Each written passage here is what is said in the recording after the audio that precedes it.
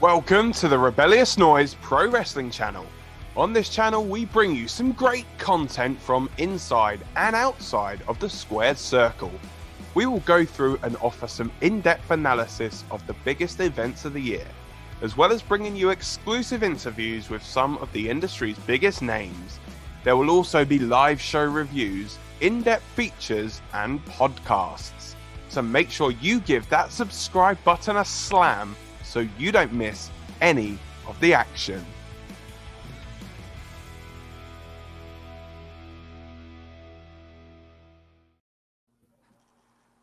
What up? It is WrestleMania Night 2! Indeed. Yes, It's and back with Sunday. a Pirate Party Part 2, yeah! It's Sunday, and that only means one thing. It's officially WrestleMania Day on every other year. WrestleMania falls on a Sunday. So I guess we can really get into the WrestleMania spirit now. So here we go. What are we thinking at the moment, guys? Is the show going to start on time, do we think? Or who knows? Who knows? That's almost a bigger prediction than the match we've got to do later. Yeah, so for those of you obviously that haven't already seen what's happening at the moment, we are going to be going through a few of the matches that's on the card. We'll talk a little bit about them. We've got one prediction to make as well, which could be the all-important one to obviously decide whereabouts this trophy ends up come tomorrow evening. But that match obviously is the women's tag team title match, because obviously we have not yet predicted that because it wasn't officially announced. We didn't know who was in the match, so obviously it wouldn't be fair for us to obviously predict a match that's not yet been officially announced. So yes, I mean, how are you guys feeling about WrestleMania Night 2? Obviously we not long got off of our live chat regarding Night 1, so without obviously covering too much of that. Shattered, mate. So I don't know what I'm going to feel like when the show starts. I think I'm scared I'm going to be too tired to enjoy it. But yeah, come on, boys, get me in the mood. Well, look, let you know, last night was good, so you know they should hopefully be a good feeling around the locker room, and hopefully tonight, if the weather isn't going to be as bad, cross fingers, they should start on time at least, which will make it more enjoyable, obviously, and get us to our closer time to finishing. You know, like before. But yeah, no, I'm looking forward to it. I think as well the triple threat match will be a standout, and it is. I think it's proven to be one of the most divisive matches, I think. Yeah. Literally everywhere you look, there's people who've got different predictions on it. And that's good, because that's what you want from wrestling. You don't want to be going into a match and being like 100% like, oh, I know this person's going to win. I mean, even if you look at betting odds for it, they're all pretty similar. It's like there's no clear favorite one way or the other. Actually, betting wise. So yeah, that's interesting. Yeah, they all seem pretty similar in hoping that sense. So Hair of the Dog's going to help me get through this, and this one's a lot bigger than yesterday's one, but I think I need it. It's not just because you. No, I think I think the triple threat that'll be a match to thing. I mean, I'm interested in well, you gave us the source. You said that the Fiend has matched opening apparently. Right? Apparently. Yeah, so apparently it was something that I saw on Twitter. Someone had posted on there that apparently they'd heard that was meant to be the match that's opening the show. So obviously we'll have to wait and see. We obviously look at the perspective on this camera. Sorry, mate, but look at that. Look how wide it goes. It makes it look even bigger. Look at that. As I said, it was like he needs to lose weight. Right, it's distracting me. I keep first looking. time I've actually seen him up close as well, with all that garb on as well, with like the eyeliner. Me? Yeah, you got on the on your cheek there as well. Is that it's that X one? marks the spot, isn't it? Oh, X marks the spot. Was a teardrop. Hey, he's back. Hello again. Thank you for joining us. Yeah, thanks a lot, mate. We hope that you enjoy this. Let's see. You've got a comment in here. Do you think the Fiend versus Orton will have a funny ending, or will it be a normal match? Oh, this is the thing. Thanks for joining us, Danny. I mean, we all assumed, I think like the rest of the world, it was at least going to be some sort of Firefly or, you know what I mean, like a cinematic match. So, yeah, it's got to have something weird. If it's a singles match, then something insane's happening in the singles match, surely. But what? Yeah. I don't know. It's going to be just a roll-up, isn't it? It's going to win this match. Imagine, yeah. Like, imagine the Fiend, like, uses the ropes against, like, you know, leverage and that as well. It's like, really? It's just a quick free pin? Like, oh. Orton just uses the tights. Yeah, oh, man. I did hear something absolutely ridiculous the other day, was that Orton will hit the RKO on the Fiend. He'll get his shoulder up, but where he's burnt, it'll stick to the canvas. Oh man, it's going to be interesting seeing him wrestle in the burnt attire. Obviously, we spoke about on our predictions episode. Like Dan, you were talking about how there were rumors of, you know, two Fiends. Have rumors picked up more since then, or have they died down? I haven't seen much myself, but I haven't heard anything either. Yeah, I've not really heard anything since, but yeah, there was a few people obviously speculating that there could be that the Fiend is at, like, the burnt Fiend could actually be Bo Dallas rather than Bray Wyatt. But you know, I guess we'll. But I'd like it. I'd like to see Bo do something. Yeah, I mean, well, they've got to do something with him. I mean, he's been off television now since end of. He's the new JTG, isn't he? Yeah, end of 2019. Been off television. Mad. You know, Has it been that long? Yeah. Wow. I don't quite think it's a Shining Stars record yet. I mean, that was quite a record those boys had. Yeah. You know, that was I think that's about 2 years. So the last time he was on TV, we could go in Tesco's properly. Well, even longer than that. I mean, COVID would have been something out of a movie. You know, you would have thought that was a film that's coming out. Where the last time he was obviously on coming soon. You know, you wouldn't expect it to be anything to do with the state of the world. But I mean, it'd be nice if it is that. It's hard to call this match because, you know, the Fiend has not had like a non-squash normal match, you know, since Balor, I think. And even Balor, that was a squash essentially. He squashed Balor in a few minutes. Obviously, everything after that's been either Firefly Funhouse matches. He's had Hell in a Cell. He's had, I mean, him and Seth had no DQ, wasn't it, at Saudi Arabia or something like that, wasn't it? Some sort of street fight stipulation. And then obviously he got squashed by Goldberg, which obviously, you know, that was a squash. And then he was in a triple threat, wasn't he? At what was that pay-per-view they did after Payback, wasn't it, when he lost the title? Yeah. Because he beat Braun. He did all the cinematic stuff with Braun as well. He beat Braun, and then he loses the title to Roman Reigns in a triple threat match after a week. And then, that's been it. And then obviously in the Inferno match, obviously, that happened at TLC.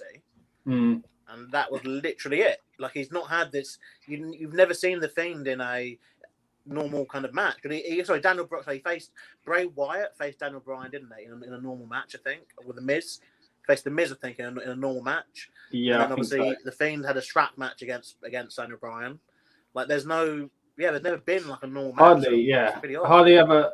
And I think it's weird because every time you try and predict something with The Fiend, I feel like they do something completely different as well. So, like, we've got a comment here as well.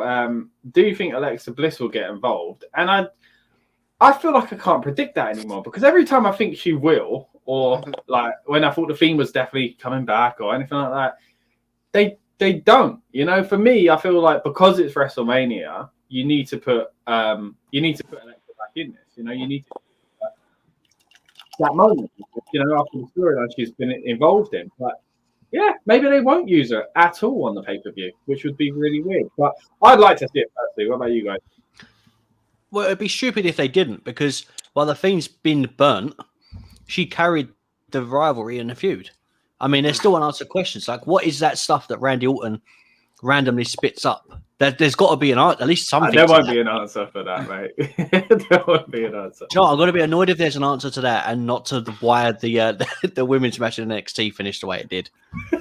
I'm not letting that go. Not the most recent one for anyone that's new here. We mean the In Your House one where Triple H was like, yeah, there's a reason for the way it ended, but we never found that one. Was that the first and last time we covered NXT as well, wasn't it? As a foursome? It was, sadly. Yeah, it was a good show as well. And It was a really obviously, good show. yeah, Dan did Stand and Deliver recently. So if you want to check out his thoughts on that on the latest episode of Latest Smackdown, or bonus edition. I thought we should quickly get to this comment as well. Thoughts on what could be match of the night? Well, tricky one. I would say what I think is probably surely going to be the main event, the triple threat. I think either that's going to be match of the night, or you think that? Yeah, or Owens Zayn, just because it's one of those things where I think they could have just a regular run-of-the-mill thing because they've had so many matches, or it will be incredible because of who they are and the story and the way they can work. Kind of like the Cesaro and Seth match from last night, So, yeah, I think that one definitely has the potential, but I got a feeling it might be the triple threat. Cool. Lucas? I think, you know what? I think the main event's been very, very good, and I'm with Scott to an extent on the Kevin Owens and Sami Zayn match. I feel that one needs a stipulation though, but obviously they added Logan Paul, which is obviously the kind of like the stipulation. I think really those kind of matches with Kevin Owens at his best when he can jump off stuff and use chairs and all that kind of stuff, like to come up with really creative spots. And he's not another one of the Shane McMahon, Jeff Hardy school, isn't he? Where he's not afraid to take a few bumps, to make the match. Yeah, and again, we've mentioned it before, but he said about how he wanted to jump off that pirate ship. So you have to think that's probably going to come into effect. I mean, look, we've got hosts of WrestleMania. I don't know, maybe they can make the match a stipulation, but we'll see. But with this question, I'm going to go all out and say drum fight. I just think there's something special about it. It's a unique stipulation. It's two fantastic performers. It's at WrestleMania for the IC Championship. And I just think that obviously we spoke about Big E a few times on here and how this reign with the IC title, it's been mainly obviously on TV, only really came up on pay-per-view at Fastlane. And I think a performer like Big E and even Apollo Crews as well, they must hate the fact that last month their pay-per-view match had a botchy finish. And I just think that the two performers who are going to go, right, you know what? We know we're not main event, obviously, because Edge is here and Daniel Bryan, etc. But let's just have a fantastic match. And it's one of those with a stipulation. Like, as long as the stipulation is just essentially what I think it is, like basically going to be a street fight with maybe some Nigerian influence weapons and stuff. But as long as it's that and not something like, really complicated or really over the top, in terms of how to win. As long as basically the win condition is you can just do what you want, but just pin in the ring, that kind of thing. None of this like have to get in a box and transport him across the ring and all that kind of stuff. But yeah, I'm going with the drum fight. What do you think, Rob? See, I'm really unsure. I don't know because we don't really know what's going on. I think it's hard to call. Kind of like the Fiend match, but we don't know what's happening. But yeah, no, the drum match itself, I'm looking forward to it. But again, I think it's because we don't know what to expect. What do you think, Lucas? Do you think it's going to be a good kind of gimmick match, or do you think it's going to be a bad one? Yeah, I think it's going to be a good one. I don't know. I mean, Apollo described it. The promo that I saw Apollo do is that it's basically no rules, no disqualification, no count outs, that kind of thing. And, because it's meant to be as impactful as the sound of a Nigerian drum, something like that is what he said. And so he didn't describe any sort of win condition, which would be integral to this. Like if there was if there can be a specific kind of win condition, they would have mentioned it by now, I think. Or at least on social, they'll have posted it. Like when they do stuff like for instance, recently on NXT with the Gauntlet Eliminator match, they obviously explained that very well, I felt, on social media and on NXT before, because obviously it's not a normal thing, is it, to have a battle royal and then have the order of a battle royal affect something else. Yeah. So I think they would have just, if it's not pinfall submission match, I think they would have said by now. So I'm fine with it. I think as well, like if they get some good Nigerian themed or coloured weapons, I guess. A nice touch, to be fair, could even just be having the steel chairs be green.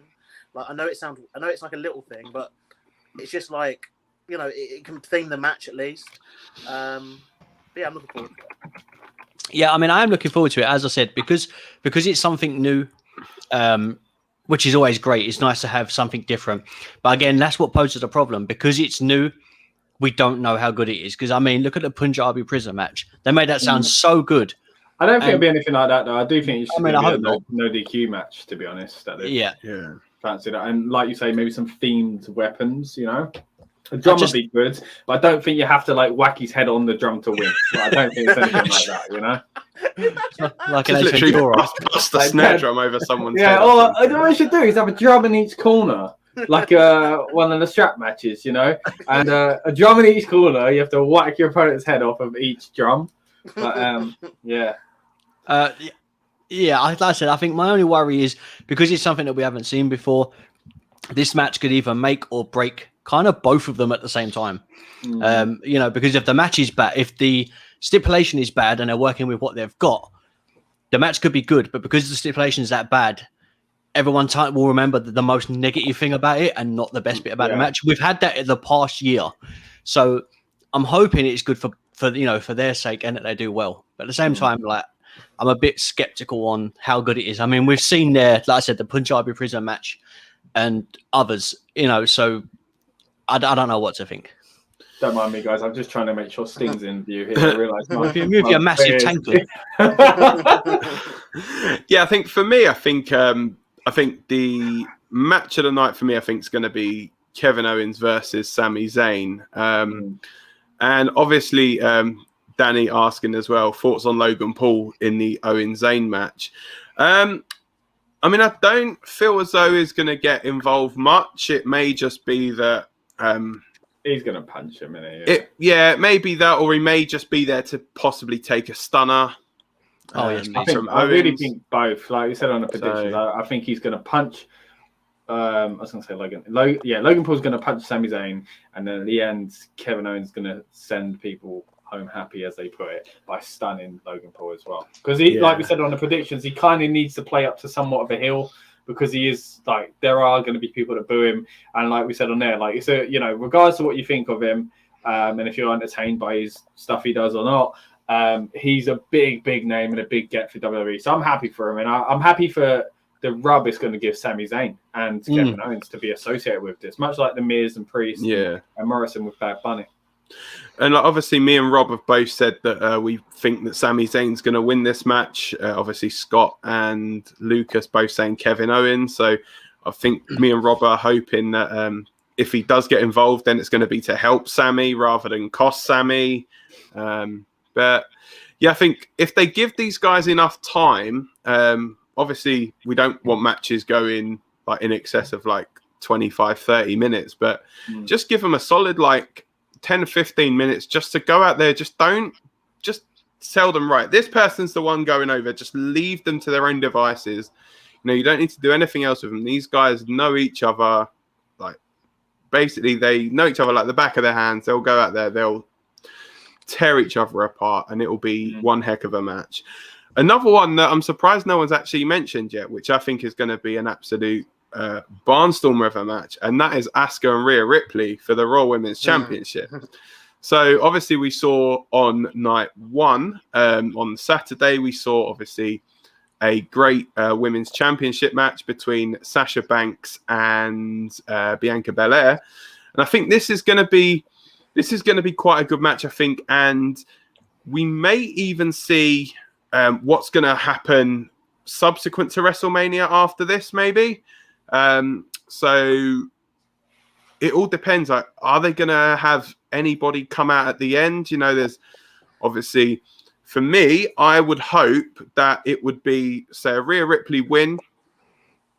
And then maybe at the end you get, you know, you could even get like a Charlotte or a Becky or Bayley or someone come out and just be like, right, okay, I'm challenging you next. Or even Io Shirai, you know, with not even, we obviously saw Io Shirai losing the NXT Women's Championship to Raquel Gonzalez. And that match never really got its full conclusion in NXT. The Rhea, Io Shirai, and Charlotte Flair triple threat thing. I think we're still waiting. Finally, but finally, wait to see what happens. It's all leading to SummerSlam, isn't it? Anniversary as well, that match, isn't it? Because it was May. It's not early pandemic, wasn't it? Yeah. It was the anniversary of the first in your house. I don't know. I think obviously they must obviously be looking at the Raw after Mania for some surprises too. I don't know whether they are going to stick to that thing of the NXT champion loses and then they come debut on the main roster. I think it's getting too samey now, surely. And with Asuka already on the main roster as well, like I think in the nicest possible way, I'm trying to find a way to not sound too racist here, but I think they've already got one Japanese worker, but don't need two, and one on each brand. Pretty much, yeah. I think they probably want to separate it. Back to Logan Paul, though. I saw Chapman's comment.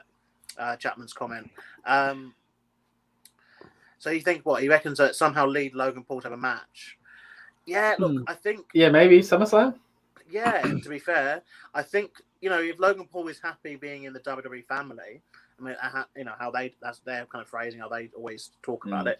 I think, if there's money on the table down the line for the next fan event, which, let's be real, we probably believe will most likely be SummerSlam at this point, because of the current global situation. But back to the Sami Zayn match, though, in general, I think the problem they're going to have here is if they don't feature Logan Paul enough, it's like, well, what's the point of having him there? But if they try to feature him too much, it's going to probably be a detriment to the other two guys in the match. So they've got to find that balance, which is very tricky to get right. But obviously, as well, I guess that would how much Logan Paul we see will probably be down to the fact if he's signed on for a match, then this match is basically Logan Paul versus Kevin Owens versus Kevin Zayn versus Sami Zayn. Maybe snort. Another triple threat match. I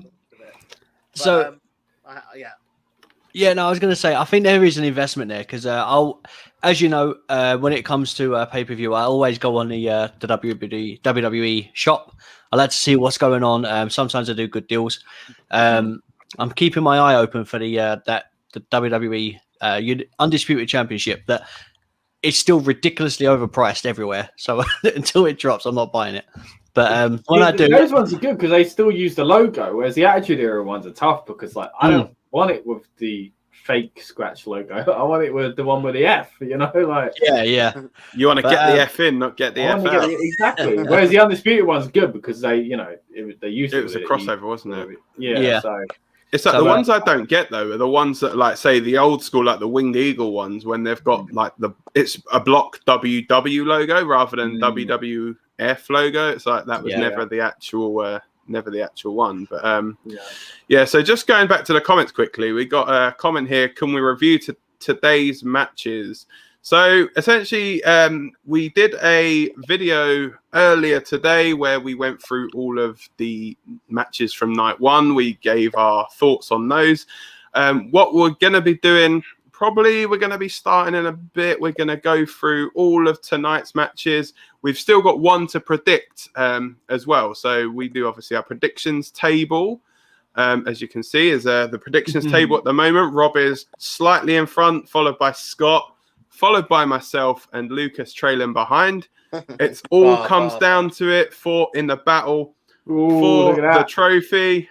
Obviously, someone is going to be coming out of it tonight with some gold. And we're not just talking about the people that are on WrestleMania. We're talking about people on this stream as well. So we've got that match to predict. So, I mean, why make the people wait any longer, guys? Why don't we just do it now? We might as well. So the match we are predicting is Nia Jax and Shayna Baszler defending the championships against Natalya and Tamina. So did you want to try the old pop-up pirate game again? See if that's going to work, to see who goes first? I don't think it is going to work, but it didn't really work well last time. Okay, so we're going to stick with the same colours here. You're red, I'm green. Rob was blue, is that right? And Lucas was yellow. Okay. Because of the ear poster. What? Oh, Yeah, yeah, because of the ear poster. yeah. Oh, Dan, do you want to roll it first to see who I'm putting in first? You might as well just do me first. You know what's going to happen. Yeah, look, 1 second. This makes great TV. I just need to quickly grab the dice. Sorry, 1 second. That's all right. We can fill. I have an opinion for you, by the way. So you were saying about the. He looks so manic. Look at him. So you were saying about Logan Paul. Found it. So on the WWE shop, they actually have merch for Logan Paul already. Oh, do they? So yeah. So surely, if they've got merch for him already, and he was only been here for like 2 weeks or something within the company, then clearly there's an investment there. So there is going to be something bigger. That's my opinion. You know what? As well, the fact that Sami went to the sparring with Logan and Jake, I got a feeling they'll do a tag team match. Oh yeah, true. Which would that would be huge again. Yeah. What do you think of him? Whatever, but for money, I'll bring in that guy. So, yeah. So I rolled the dice, Rob. You're off the hook. It is numero uno, which is so the red end's going in first. All right. In the side. Oh, okay. Greeny. Okay. Blue. Is it blue? Yeah. No, it's yellow. yellow. Whoops, it was blue. Bang. Oh, I was hoping it wasn't that one. Yeah, okay, cool. All right. Red? Yeah. This ain't going to work, boys. I know it. Ooh! Making weird noises now.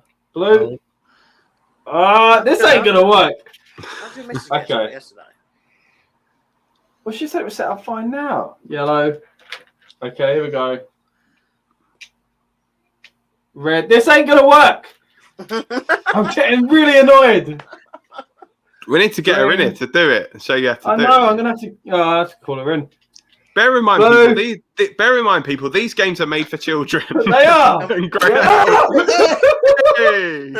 Yellow. Lucas, you go first, mate. I didn't say doctor. You all right, mate? Oh, Jesus. Oh, I'm not. Okay, right. There's a red one on the floor. Oh, okay. Lucas. Oh, okay. So the challengers, obviously, Natalia and Tamina, champions Nia Jax, Shayna Baszler. I really, really want Tamina to win the championship. I know she was 24/7 champ, but so is everyone. It was tense. It was tense. Oh, mate. Yeah, I really want Tamina to win a championship. And so I'm going to go with that above what maybe I think will happen, I guess. You know what? No, because I think they won the tag team turmoil for a reason. And Nia Jax and Shayna Baszler have had them for a while. And to be fair, if they were to lose them and they could win them back, in the future, like that, I'm fine with that. But I think we need to start getting, a team that, and that is just dominant and gets, long or many reigns. And it's looking like it could be them, as they are 2-time champs already. I've had them for pretty much since September, apart from that time Charlotte Flair decided to. I can't believe the payback, the comeuppance of Lana going through tables with Charlotte Flair winning the tag team. Yeah, I cannot believe they did that. But yeah, look, I will go with Natalia and Tamina. Final answer. I'm next, yeah. Okay. You are indeed. Yeah, I agree with Lucas. Basically, because what's the point in having them go through this tag team turmoil for them to go onto the main show and the second night and lose? I just don't understand it. If they do, then it's disgraceful booking, and they should have just gave it to the Riot Squad, because at least they're a tag team. At least fold a tag team and make them start again from the bottom. If you've got a makeshift tag team and you've put them all the way through this turmoil thing, and then you're giving them the opportunity to go to the titles, full well they need to win it. It doesn't make sense if they don't. It really doesn't. And I reckon This is not for a bonus point. I'm just saying. You sure, mate? I'm positive, mate. I reckon that tonight, if Tamina and Natty win it, tonight could be the end of Shayna Baszler and Nia Jax. I reckon they could implode tonight. I hope not. So that'll be one less tag team then that they've got. Yeah, but that's still a makeshift tag team, so one less makeshift. Just bring back the Iconics. Yeah, I was waiting for it. There it is. They need to. I think you're gonna have a petition starting soon, mate. Bring back the Iconics. I don't think that's the thing. Instead of Billy Kay walking around with a CV, it's gonna be Rob walking around with his petition. I'm gonna get one and link it in the comments. I'll sign it, mate. Good. So it comes round to me now. So now Nia Jax and Shayna Baszler. I feel like they've been good champions. Obviously, we need to as well not discount Reginald as well. Reginald's involvement in this as well. So he'll probably move on to a new team soon anyway. So yeah, true. So he's gone from Carmella to he's just working his way through the women's division. Yeah. He'll go to Tamina and Natty next. That's what he's the real dirty dog. Possibly, yeah. That could work for him. He could be like the Mel Sunny, like when Sunny was in the 90s. She would go from whoever the tag champs were to the new tag champs. He could do the same thing, couldn't he? He could go Nia Jax and Shayna Baszler. Then when they were to lose, he goes and Natalya and Tamina. I like that. Yeah. Yeah. So going for my pick. So I've long been a fan of Natalya's work. You know, I feel like the fact that she's only had a couple of title reigns is just an absolute travesty for how good she is in the ring. She's just a solid worker. And, I just feel as though it's going to be nice for her to get a WrestleMania moment, like a proper big one. Because obviously we spoke on the review show, that at WrestleMania 35, there was a multi-woman tag team match, which included the Iconics. Natalya on that night was teaming with Beth Phoenix. Tamina was teaming with Nia Jax. Yeah, and the other team in that match was Bayley and Sasha Banks, who went in as champions. So it's kind of like it's come full circle. The fact that obviously they were in different teams previously, now they've come together. And, I think I'm going to go with you two. I think I'm going Natalya and Tamina to become the new tag team champions. Okay. Now, I'm thinking, is this where I need to try and separate myself from the pack because of the predictions table? So did you say bonus points, Bellas, to win the tag title? Dan, what was it you were saying before about we're already different on certain matches? So what ones could sway it currently? Okay, I'm 1 point behind. Shut up. All right. So with all due respect, I'm going to rule Lucas's ones out of this for now. So at the moment, we have got the sync. So Kevin Owens and Sami Zayn. Scott is going Kevin Owens. Me and Rob have gone Sami Zayn. Yeah. And then at the moment, that is the only one. So the only one that you and Rob are different on. But I'm different to all of you by saying Roman Reigns is going to win the Universal title match. So I'm only different to Rob on one? Yeah, that's it. Oh, Kevin Owens and Sami Zayn. So that is literally, for me then, that's the match. If it's down to me and Rob, that would be the match that decides it. That's literally, yeah. So pretty much, I think it's... And I've gone with who? You went with Kevin Owens. Kevin Owens, and he's gone with Sami Zayn. Yeah, me and Rob have both gone Sami Zayn. So you could even drop to third after that match. Okay. I'm not so confident anymore. So if Sami Zayn wins, right? Me and you were the same on everything else. So I technically won. No, because I've said Roman Reigns for the main event. Right. Okay. So basically, it could get right to the end, and then I could level with you. No, that's what I'm thinking. If it goes down to that, and I'm trying to think, if I lose those points, right, Rob goes 2 in front of me, he'll be 3 in front. And if I win on the different one here, I could go up by 2, but that would be still not enough. unless I bonus pointed it by saying something very specific about how the match is going to end. Do that. Go on. Shut up. That's But it do I at the have moment. to? Yeah, but do I have to do that? Because if It's only 1 point, remember, and each match is worth 2 points. So in so that would be theory, 3 if it was a bonus point. So- And if so- so if Kevin Owens wins, then you'll go 1 point in front of Rob, and then it's pretty much then plain sailing. So, okay. So essentially, if you go the same, then it pretty much does just come down to Owens and Zayn for you two. But then there's also the fact that I could then steal something at the end with the Roman Reigns pick. I'm not worried about you, mate. I could drop you down to third. Yeah, all right, I'm joking. No, there's something else that I was thinking. Right, so again, like if I do bad in the Zayn one, right? He goes 3 points in front of me. I'd have to go separate here and be right, get 2 points and bonus point here, right? If I'm correct in the other one, Rob doesn't get a point. I go 1 in front of Rob, and he can't catch me then, right? No. Yeah, so the only thing I can only go the same as Rob unless I want to be insane, right? All right. Yeah. Okay. Unless you go, because if you go different, but then you get the points, or is it no? What you were saying just now. If I go different, in this one, and I'm right. If I go different and I'm wrong, Rob goes like, and on the other one I'm wrong as well. Rob will go like 5 points clear, right? Yeah. If I'm wrong on 2, if Rob's wrong on 2 and I'm right on 2, then obviously I'll get 4 points.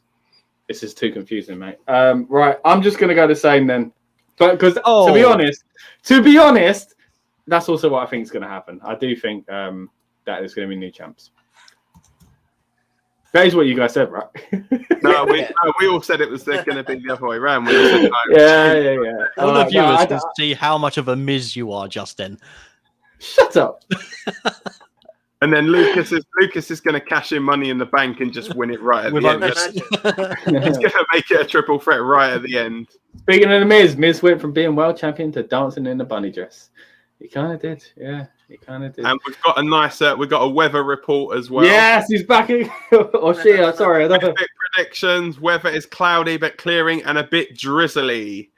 Thank you for that update. Hopefully they can get some brooms out, start sweeping the stage, and hopefully nobody does a Mandy Rose slip over. So yeah, that was bad, wasn't it? Yeah, so I think we are now all of us. Sorry, guys, I'm looking for the pirate. All right, we are now all locked in for the predictions, obviously for the rest of the show. So there's been talk of the match that could open the show, and from what we're hearing, it could well be the Fiend versus Randy Orton to open the show. So if it does, I mean, who are we? Obviously, we've all picked the Fiend to win that, but do we think it's just going to be straightforward, or do we think something is going to be maybe added last minute? Well, I mean, we've already kind of spoke about this one, haven't we? Like, yeah, it probably is going to end with something weird, and surely Alexa Bliss will get involved. Alexa Bliss on a pole match. Yeah. So, all right, we'll go to something that we've not spoken about really, and that is the US title match. Beautiful belt, actually, the US title. It's going to be Riddle versus Sheamus. Loving the work that Sheamus is doing at the moment. Obviously, Riddle's first, I think it's Riddle's first match at WrestleMania, if I'm right, or is it his first singles match at Mania? Something along those lines. He last year, did he? Did he wrestle last year at Mania? No, he debuted afterwards, didn't he? He debuted in the pandemic era, didn't he? That's the one, yeah. So, yeah, Riddle's first match at Mania. Sheamus obviously has got history of very quick WrestleMania matches, a certain match in 18 seconds. How do we see this ending up? Obviously, we've all said that Sheamus is going to win, but do we think it's going to be a quick victory? Do we think it's going to be... I hope so. Honestly, I hope so. I reckon he should aim for 16 seconds. Literally, just beat it. That's a Lucas special, isn't it? Yeah, just break. Yeah, well, it would break the record again. It would break the record. I absolutely loathe Matt Riddle. absolutely from. There's not a fibre in my being that feels any joy when I see him on my screen. And so the shorter time he's on my screen, the happier that I will be. I feel like you and Rob have switched more because you were calmer about this a while ago and Rob was really adamant. And now you're going like full into not liking Riddle. And Rob seems to calm down a little bit. Yeah, do you know what? It is really weird. I told you, over the last few weeks, I'm not a Riddle fan, but I've enjoyed his work. I mean, if you kicked him off that scooter, brilliant. Do you reckon he's going to come out to the ring? Because it's quite a long ramp on the scooter. Oh, that'd be so good. Yeah, maybe. I wouldn't come all the way down the ramp yet. I'd love to see him come all the way down and then literally as soon as he gets that, Sheamus just jumps through the crowd, just bang, bro kick straight away as he gets to the end. That'd be brilliant. Well, the thing is, that was something from yesterday as well. Like, you know, apart from the main event had a bit of it, and so did Drew and Lashley. But all the other matches, they just kind of started. You know, there was none of this like D-dallying around, you know, stuff like that. And obviously, with the ramp being shorter as well, anyway, because obviously they're only using half the stadium there. The entrances weren't as long, with the exception of Bad Bunny, really, where he got his whole preamble before his thing, and Miz and Morrison to have the song. But I think, yeah, like, I don't know, like, you know, as much as I do want to see him get squashed in, like, you know, quite a short amount of time, like, I guess, like, it depends where the rest of the show's going, though, I guess, like, because, you know, I'll say this now because just people know I am jumping out before you'll be able to discuss this match anyway. But I do feel the main event will probably go about half an hour.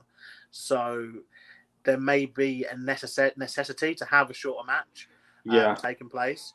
And I'm okay if it is this one, as in the Sheamus and Matt Riddle one. Yeah. If it's 3:30 in the morning, I'll be happy with it too. I'll be like, yep, can we just move on to the main event, please? That's the thing. It all depends. I think the 18-second thing with the world title at 28, the problem is that was the first match. Yeah. And, you know, you kind of annoyed people as they were just sitting down with their popcorn and beers and all that kind of stuff. And then, and he's just a favourite, isn't he? But if that match, I can guarantee you, if that match had been, like you say, like after 3.5, 4 hours of the card, and you still had Cena and Rock main eventing, knowing that Cena and Rock had Flow Rider and Machine Gun Kelly performing their entrances, you know, and with all the WrestleMania spectacle that's going to get, you know, you wouldn't mind, I don't think, if there was an 80-second world title match before that, because you'd be a bit like, okay, well, the main event is going to be pretty much 45 minutes, an hour all in, so I don't want to be sitting here for like another 15 minutes watching this. But also, I think with that one, it was more so that it was Daniel Bryan, though, weren't it? And it was a world title, though. So I think fans will be a bit more okay with it this time round if it did happen again. And because it would kind of be funny being Sheamus, wouldn't it? So being that Sheamus was in the first time round, I think people would weirdly enjoy it this time. But at the same time, I've enjoyed Riddle's work in ring again. His character's a bit much for me at times. Some things he said and done have been funny, though, I will admit. But for me, the character's not for me. But in ring, I've still really enjoyed what he's doing. Yeah, I can't fault him in the ring. I need to say that very clearly. Like, I mean, but to be fair, like when I criticise most people, it'd always be a character, a booking, or it's not really a personal thing. I don't know them, but you know, it's usually one of those two things: really, a character, a booking, or just not really like being my style of wrestler. Yeah, you know, I'm not ever going to say these guys are not talented between the ring because they are. Like they're the biggest wrestling promotion in the world. So you know, but in terms of Riddle, you know, if we move away from the squash match, you know, obsession that I'm getting, you know, if this was to be a 10-minute match, yeah, like I think they could do. There's some stuff they could do, but I think, look. I'm about to say that WWE are going to milk this, and it's anything in it. Yeah, anything they do, they overdo it. They're going to milk it, and I mean, I wouldn't be surprised if they end up teaming as the bro kickers, or the brogue kickers. Like you said before, yeah. I wouldn't be surprised if they end up teaming. Because weren't they trying to get Jeff Hardy to team with the Hardy Bros, wasn't it? Yeah. Oh yeah. Just stop.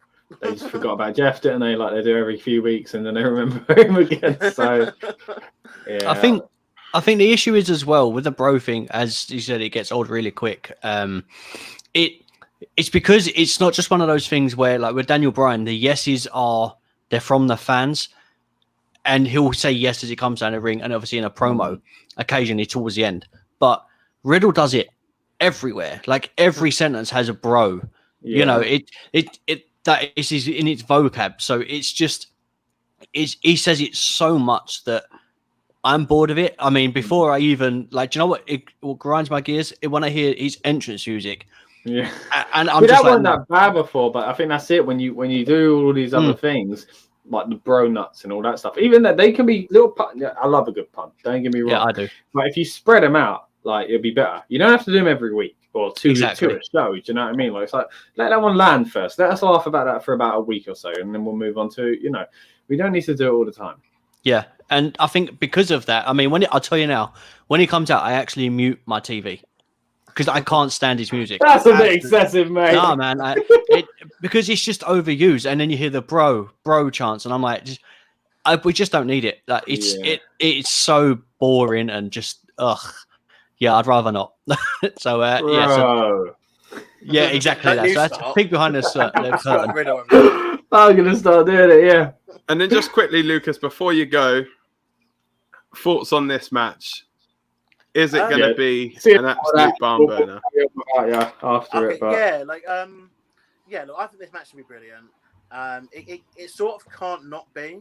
The fault or the issue with it could be obviously the booking of the finish. And the reason why I'm saying the finish, because we don't know obviously at this point who's winning, but I'm just worried if they try overly to protect one person, or if there's too much outside involvement, with like maybe Jey Uso or something like that, like it could weaken that. Like I think what we learned last night is that every match really had quite a decisive finish, and that was good. It felt like okay, it's WrestleMania, like it's big decisive moments, and if you get it wrong, that's fine. Like if there's people out here who thought that maybe Sasha Banks should have won, fair enough, like all right, but you can at least say that she lost fair and square, and it was a decision that the company have made, and we're now going to move on with Bianca Belair as champion. You're not sitting there going, oh, but there was like a botched referee or whatever, blah blah. You're sitting there going, okay, we move on now, and it's just the fact that it seems so divided. But then it's just how we don't know obviously how WWE are seeing this match. Like, are they seeing it? Is Daniel Bryan just a placeholder? Because apparently Daniel Bryan was only added by Vince because he wanted to shake it up. There's been nothing confirmed whether it's a creative decision. It's just it feels like he just wants to shake it up. He wanted to make it different. There has been some concerns about Edge's not so youthful appearance. Let's say that's a bit of the old just for men on the beard, isn't it? Not so maybe he's happy with that, but then this is the same person who did put a belt on Goldberg, so it's a bit of a hard one to say.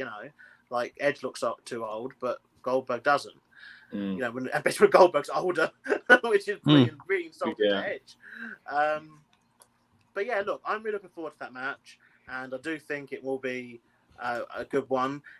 I will say this now, though, they are now overusing the triple threat match at WrestleMania. I didn't think that could happen, but because they struck lightning with it back at WrestleMania 20, yes, that Mania exists and the main event does exist. You should all watch it still. They struck lightning with that and had a fantastic one. Then obviously at 30, they repeated it. But you notice how every triple threat match at Mania takes the same format from the main event at Mania 20. Because they know that it's the best match. But obviously they can't ever reference it because they're not going to, because they can't acknowledge the person obviously who's part of that match, Chris Benoit. But yeah, they're now overusing, because the women did it as well at 35. Now this year, it's like, what? And all the men's ones seem to end in submission as well, which would lean towards maybe a Bryan win with the yes lock or a Roman win with the guillotine. Edge have a submission? Didn't he have one at one point? Nah. Did he use Hell's Gate on Taker? He used to have a lot of different finishes. Yeah. It's where he had isn't it Education, Educator, Edge-O-Matic. He has like a weird sharpshooter thing. I swear he has like something like that. Like a maybe. He's Canadian. They all have the sharpshooter. The maple leaf or something, probably. He has something like that. Let us know in the comments, guys. What is Edge's submission move? Yeah. What's Edge's submission? He's definitely got one. Yeah, he's definitely got one. But I can't see an unknown submission Cloverleaf. Yeah, I think it is that. Yeah. It's the educator, a kneeling inverted sharpshooter. Educator. There you go, educator. Okay. Yeah, I told you a sharpshooter thing. Yeah, that just educated us. It's just the rule. It was just the rule, isn't it? Like every Canadian has to do a sharpshooter. But yeah, look. And not always good. Well, the worst offender is The Rock, though. To be fair. I was gonna say The Rock makes me laugh every time he goes. Why do you do that every time you do it, Rock? I mean, I love the Cena Rock match, right? But there is that cringe moment in there when The Rock does the sharpshooter on John Cena, and there is so much daylight around their legs, where you literally just haven't even bothered doing the move properly. Yeah. And seeing like his face of like. Yeah. So he leans back as well. What? Why would you do that? That's a good fun now. We should all do it at the same time. Peripheral stuff around the move, but without doing the actual move. But you know, he's The Rock, and he's what? Well, yeah. I'd love to see it now. I'd give to see The Rock do a crappy sharpshooter these days. But yeah, this is the hard one though, because like I said, this story felt like it was leading to mention The Rock, which segues quite nicely into it, because we thought that it was leading Roman versus The Rock. We thought that was the Garrett. At one point, that was pretty much a lock-in, wasn't it? I think many dirt sheets have reported that. I think you might see that in 2 years, mate. When WrestleMania goes Hollywood, that would be a big blockbuster match. This year would have been Hollywood, wouldn't it? Yeah. So I think next year. I'm not sure how they're going next year, but I definitely think it's going to be, or it could even be something like once in a lifetime, twice in a row, 3 times in however many years. Yeah, Cena and Rock will be probably in 2 of the big matches at WrestleMania goes Hollywood. Maybe Chuck Batista in there because Lucas loves the triple threat. So the 3 actors. The thing is, won't it be too late by then? That's my worry. Yeah, I feel so. I think this year was they would have accidentally struck gold with Roman being a heel in a way that we couldn't have imagined. Like, again, I said before, we wanted him to be cocky for years, but he's been better than I thought he would be. And the whole head of the table stuff, like, I said a few months back on one of our podcasts that Rock coming back to go, oh, really? You're the head of the table. You provide for the family, do you? It would have been perfect. So it's a real shame they didn't manage to do it. But because I don't know, will Roman be a heel next year? Will he be a heel in 2 years? So it's a shame. But touching on Batista there, you said about Batista. So do you remember, like, there was that time when Batista and Cena, I think the same, was it Mania 22 where they both won the titles, or 21? Do you feel like 21. This is going to be the equivalent in the women's division now with Rhea Ripley and Bianca Belair? Oh, the two new faces of the division. It's hard because now we just predicted for new women's tag team champions. Last night we already had a new women's champion. We've all said a new woman, Rhea Ripley, I think, to win as well. Yeah, we all voted Rhea. We all voted for her. So I mean, we must all think that. I was strategically voting because of Scott. Oh, was you? No. And you called me Biz. Ironically, so something that I've just noticed as well is that apart from me picking Roman Reigns, everyone else has said that every single title on this night is changing hands. Wow. See, when you do it like that, you start to look at your predictions and think, oh, wait, maybe not. You know what I mean? Like, but when you're just going off the bat, like, oh, yeah, this person will be this one. This person will be this one, I think with it being 2 nights as well, and they've stacked. Thing is, they've stacked the favors on this night, which is another thing. I think going on to if they do continue the 2 nights thing, they always need to look at this because I mean they've had this tonight has the IC US Women's Tag, Raw Women's, and Universal Title matches. That's 5. Well, yeah, we've got 5 championship matches. You'd have thought US and IC would have been split as well. Yeah. So obviously they got to think, they got to find a way to potentially, even it out, I guess. What is interesting though for next year is they've actually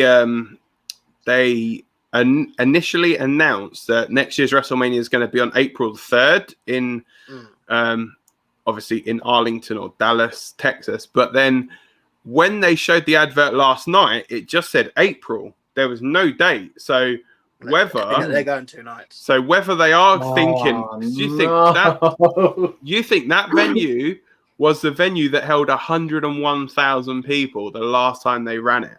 Wow. So you think they could then turn around and say, look, we ran WrestleMania in front of 200,000 people, even though it's probably going to be the same 101,000. I mean, and, we spoke about it briefly like yesterday. Like we know from 35, sitting through an 8-hour WrestleMania, would you rather sit through one 8-hour show or two, say 3.5, 4-hour shows? I think the two would be a bit more palatable.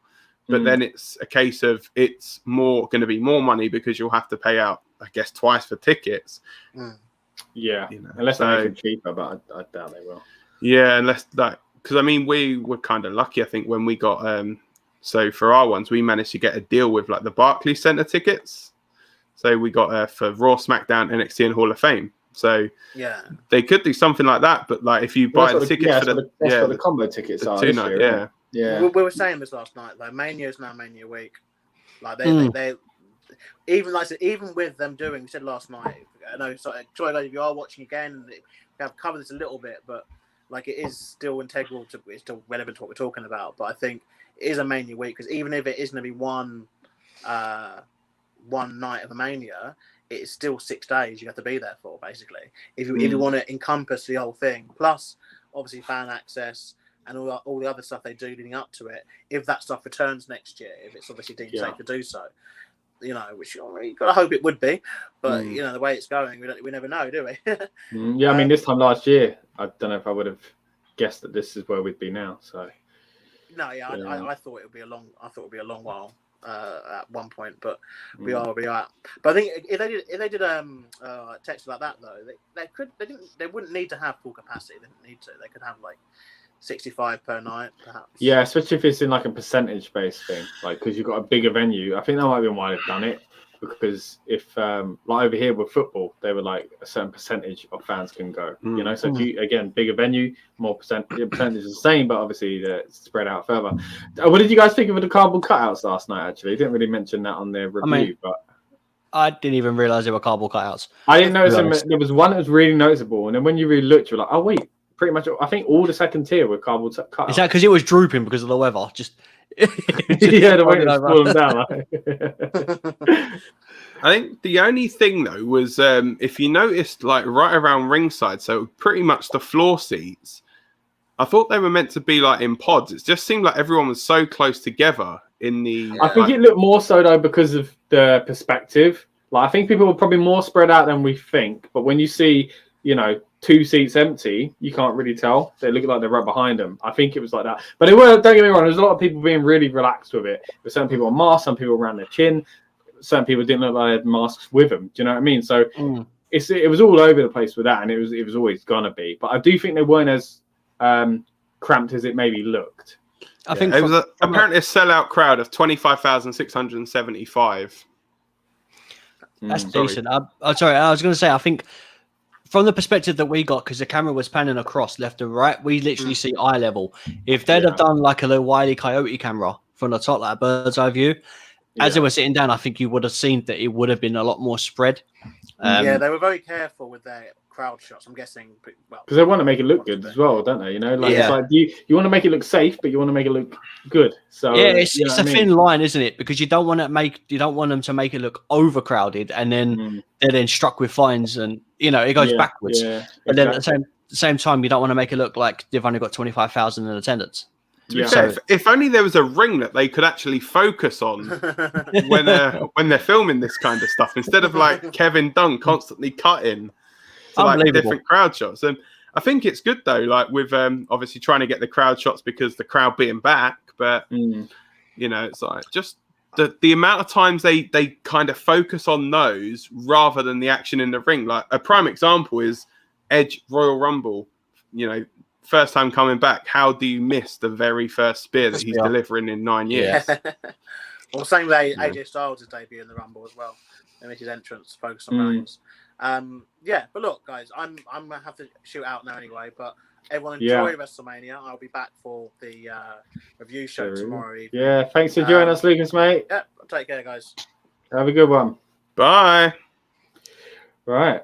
So, I don't know what to talk about now. I miss them already. So there's 3. Then there were 3. So, let's have a think. So, should we talk a bit about Hall of Fame people as well? Content's reported to be a new record of 100,000 plus.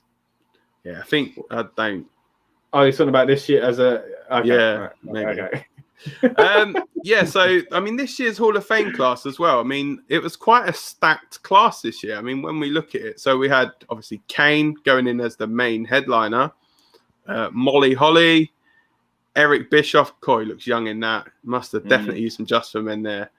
Rob Van Dam, the great Carly, and then we have Rich Herring winning the Warrior Award, and obviously Ozzy Osbourne also going in the celebrity wing. Yeah, so I mean, just wanting to quickly just get your guys' thoughts on, do we feel as though all of those Hall of Fame inductions were deserved? Would we have liked to have seen any of those mainly in front of fans or any all of them? To be fair, I think the only one that I feel like benefited from this was the Carly one, because I just think the crowd would have just been chanting "what" the whole time. Like we spoke a bit about it yesterday, but I feel as though Kane would have. I think Kane should have gone in front of fans because of just how great he RVD. is. RVD as well. Yeah, I mean, see, RVD would have been good if they'd have done like a proper like ECW type one. I mean, I saw him when he inducted the Sheik. Him and Sabu inducted the Sheik. Night before WrestleMania 23. So go back and watch the video I did of that, the retrospective WrestleMania 23. I speak a little bit about that in there. And obviously Molly Holly going in, everyone has said that that's been long overdue, Molly Holly. I mean, it's strange to think, no disrespect, that people like Tori Wilson are going in before Molly Holly. I would have put Molly in probably 3 or 4 years ago. It always depends who else is in and what's going on around, what they're marketing and stuff like that. It's never like, because if you go by, if you go in first, it somehow means more. Like, I think people just need to be patient and realize that they've got to spread it out. Do you know what I mean? Like, Bulldog should have gone in years ago, but they waited for the right moment. We should have gone last year as well, but they waited for the right moment. Got a comment here about Liger as well. Really good to see him go in. Again, I mentioned it a bit last night when we did last night's build-up, but yeah, really, really cool. Big fan. He influenced a lot of people. It was nice to see, and that's what I liked about this year's one. Although they couldn't have the people there, they did have. They always have the promo packages, don't they? But they had, especially like Nakamura, basically saying like, "Oh, he's my idol" and stuff like that. Yeah. So to give that kind of context as well. But yeah, generally speaking, I thought it was the classes were good. I just think the presentation in the Hall of Fame was awful. Yeah, no, I agree. I wanted your opinion. What did you think of there being now like multiple 2-time Hall of Famers? It's just going to keep happening now, isn't it? Because some people, like X-Pac's probably never going to go in by himself, which I think he could do as well. So that's quite weird, but I don't think he's going to go in on his own now. It makes sense to certain characters because they inducted Razor, didn't they? And then they inducted the NWO, but then X-Pac apparently got inducted as 6. Yeah, because it said 6 on the graphic, but then they referred to him as X-Pac, like obviously Booker T going in as the singles guy and as part of Harlem Heat. Just trying to think, like, for example, you could have like Triple H. He's gone in as part of DX. He could go in on his own and as Evolution as well. So that would mean Ric Flair. 2-man power trip with Austin. Yeah, Ric Flair would be what, 3-time? 3-time Hall of Famer. I think we've got to get to 4, haven't we? We got to get Booker T to 5. 4 rings. Imagine, Booker T getting 5 and Flair getting 4. That'd be cool. So this is like, I appreciate, but the minute they've done what they've done, if they're only known for a faction, I mean, not that they'll ever go in, but if the Mean Street Posse ever went in, they'd go as a 3. They wouldn't go in as Pete and Joey. Do you know what I mean? Yeah. Like, so if you're a faction guy or a part of a tag team that never splits up, you put the tag team in. Like, you wouldn't put Jimmy without Jay. Well, the Road Warriors went in together, didn't they? Well, that's what I mean. Like the Dudleys as well. That was before they started inducting as like 2 parts of your career, like Booker T was, So, the Dudleys is a good example as well. But I just think it's going to start bringing up a lot of questions, though. People are going to be like, well, hold on. Does that mean China's never getting her actual thing then? Because I thought like China got it by going in. But now that they're doing more and more of these multiple time ones, I'm like, maybe she could get a solo one and should get a solo one. So yeah, but obviously a lot of that was PR based, it seems. So yeah, as in, I mean, they don't want her in for certain reasons. But yeah, I'm just irritated by it because I when I was younger, I loved X-Pac, you know, but me too. is he Hall of Fame worthy twice? I think that's the issue. He was around. He was lucky to be around with the NWO. Let's put it this way: if X-Pac wasn't there, no, but he was good in the NWO. NWO. I know what you mean. He's not the core three. Like I'm shocked they did it as a 4. Like for me, it's either 3 of them or like because why him? Why not Giant? You know? Exactly. You know, so like that's the thing. So that is tough, but I think it was just a. But what about the other like 50-odd members of NWO? Yeah, well then it gets a bit silly. Yeah, they should bring the Wolfpack into it as well. But no, I feel like X-Pac could go in on his own, but I just don't think he will. I don't think he's worthy to be a 3-time. I mean, if there's people that are going to be a 3-time, yeah, but I think I don't think it's going to be about the time. Earlier, I jokingly said, you know, Booker getting 4 and Flair getting Booker to getting 5, Flair getting 4. And even when I said that, I was like, oh, people are going to be annoyed about that's going to seem like he's better because he has more rings. But I don't think it does. I think it just means, well, you were just in 4 Hall of Fame worthy things. Like if you get a good singles wrestler, let's say Austin, you know, like Austin, obviously, he was with Pillman for a time, but I don't think they're going as a team. So just because he has one doesn't mean he isn't possibly the greatest of all time. Do you know what I mean? So yeah, I always look at it as if you've become a Hall of Famer, like you've reached a level of respect and a legendary status that it doesn't need to be like.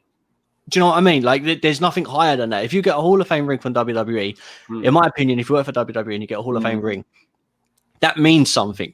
Then to get 2 is like, oh, okay, you've got 2. But then why do you need to then get 3? Because I think it just then. Like it just makes it look like, oh well, if X-Pac can get 3, then John Cena can get 3, or so. Do you know what I mean? It's like I just think it diminishes everything that the Hall of Fame is worth by giving them extra. Just never put factions in, to be fair. No, or just put them as an independent, you know. Or if there is a faction that doesn't, like if you go in as a team, you can't go in on your own. Exactly, there should have been ruling from it because I think it's a bit ridiculous now. But I think that's how they spread it out, though, isn't it? You can only do this for so long. So I think that's how they do it. They start re-inducting people. Yeah, I think I mean, the thing, when you think the amount of people that have worked for the company like over the years, it is strange how you get certain names that are not yet in it, but then some people, as you've said, that are in it like twice. And, you know, obviously people have got their certain reasons for it. Like one name that stands out is Owen Hart. You know, obviously everyone would agree probably Owen Hart should be in the Hall of Fame, but obviously that's very different. Yeah, that's obviously like his wife doesn't want him to be going into the Hall of Fame, whereas the fans would love to see him over, say, no disrespect, the Bella twins, for example. You know, that's just me giving an example. Yeah, but again, that goes back on like competition of who goes in first. I don't think it's about going in first. I think it's about timing. Just also, I also think as well, like, not that it's. I have an issue with it, but it gets to, again, it tarnishes the idea of a Hall of Famer. That's the end of your career. You don't retire, and then if you a company, you retire, you get a nice gold watch. That's it. You're done. Just stay at home and play Cluedo. Yeah, I didn't like Edge going in straight away. You know, but I just think that the minute you're a Hall of Famer and you're retired, stay retired. Don't come back for one last match. Like, as much as we want to see it. Don't. Austin hasn't come back. He's come back for promos. That's fine. But I don't want to see him get in a ring again. Like, I'm past that now. I'm happy if I see him live, I'll do a watch chant. That's it. I want to see him smash his beer cans, then send me off home happy. But I don't need to see another match. So anyone that comes from a Hall of Fame with a ring, then does another match, they're literally there for a payday. I don't see that the love for it anymore. Do you know what I mean? I don't know if that's just me, but yeah. I don't know, man. I just think, like I said earlier, like Edge going in straight after he retired was weird to me as well. Again, I think he deserves to be in there. And we would, even if they kept it 2 years, fair enough. But, you know, we would never have known Edge could come back 9 years later. But, yeah, it does make it a bit awkward when, again, like you say, people come out of retirement and they've already been in the Hall of Fame. It should be like very, very late. But then, you know, how many people have they missed out on by not putting them in? They've died. You know, Yeah, so exactly. that, But then that's the thing. but then if you're going to put Edge in because of obviously him retiring, why did they not put Bryan in when he had to retire due to injury? And then obviously WrestleMania we know is going to be hosted by 2 Hall of Famers in Hulk Hogan and Titus O'Neil. Wait, how many has Hogan got? So Hogan's gone in with NWO and as himself. Is he? Do you think he'll go in? Will he go in as anyone else? Maybe I'm not sure. Mr. America. Yeah, Mr. America, Mr. Nanny as well. No, I think that's it. Santa with muscles. Unless they get really stretching it and do like the mega powers and stuff. But maybe that was a brief storyline. Or Edge and Hulk Hogan, that famous tag team from 2002. Did Titus actually get a Hall of Fame or was it a Warrior Award? Warrior Award. Okay, so he's not actually a Hall of Famer yet, is he? Yeah, it's same as those Legacy Award ones as well, which I really like that, by the way. Did you see the controversy about that as well? Apparently, one of the women that went into the 2020 class, they actually put footage up of the wrong person. Oh wow. Okay. Yeah, it was one of her relations actually had sent a tweet out about it. They're saying, if you're gonna, they're like, look, we appreciate you putting her in the Hall of Fame, but at least get it right. Wow. Yeah, it's tough, isn't it?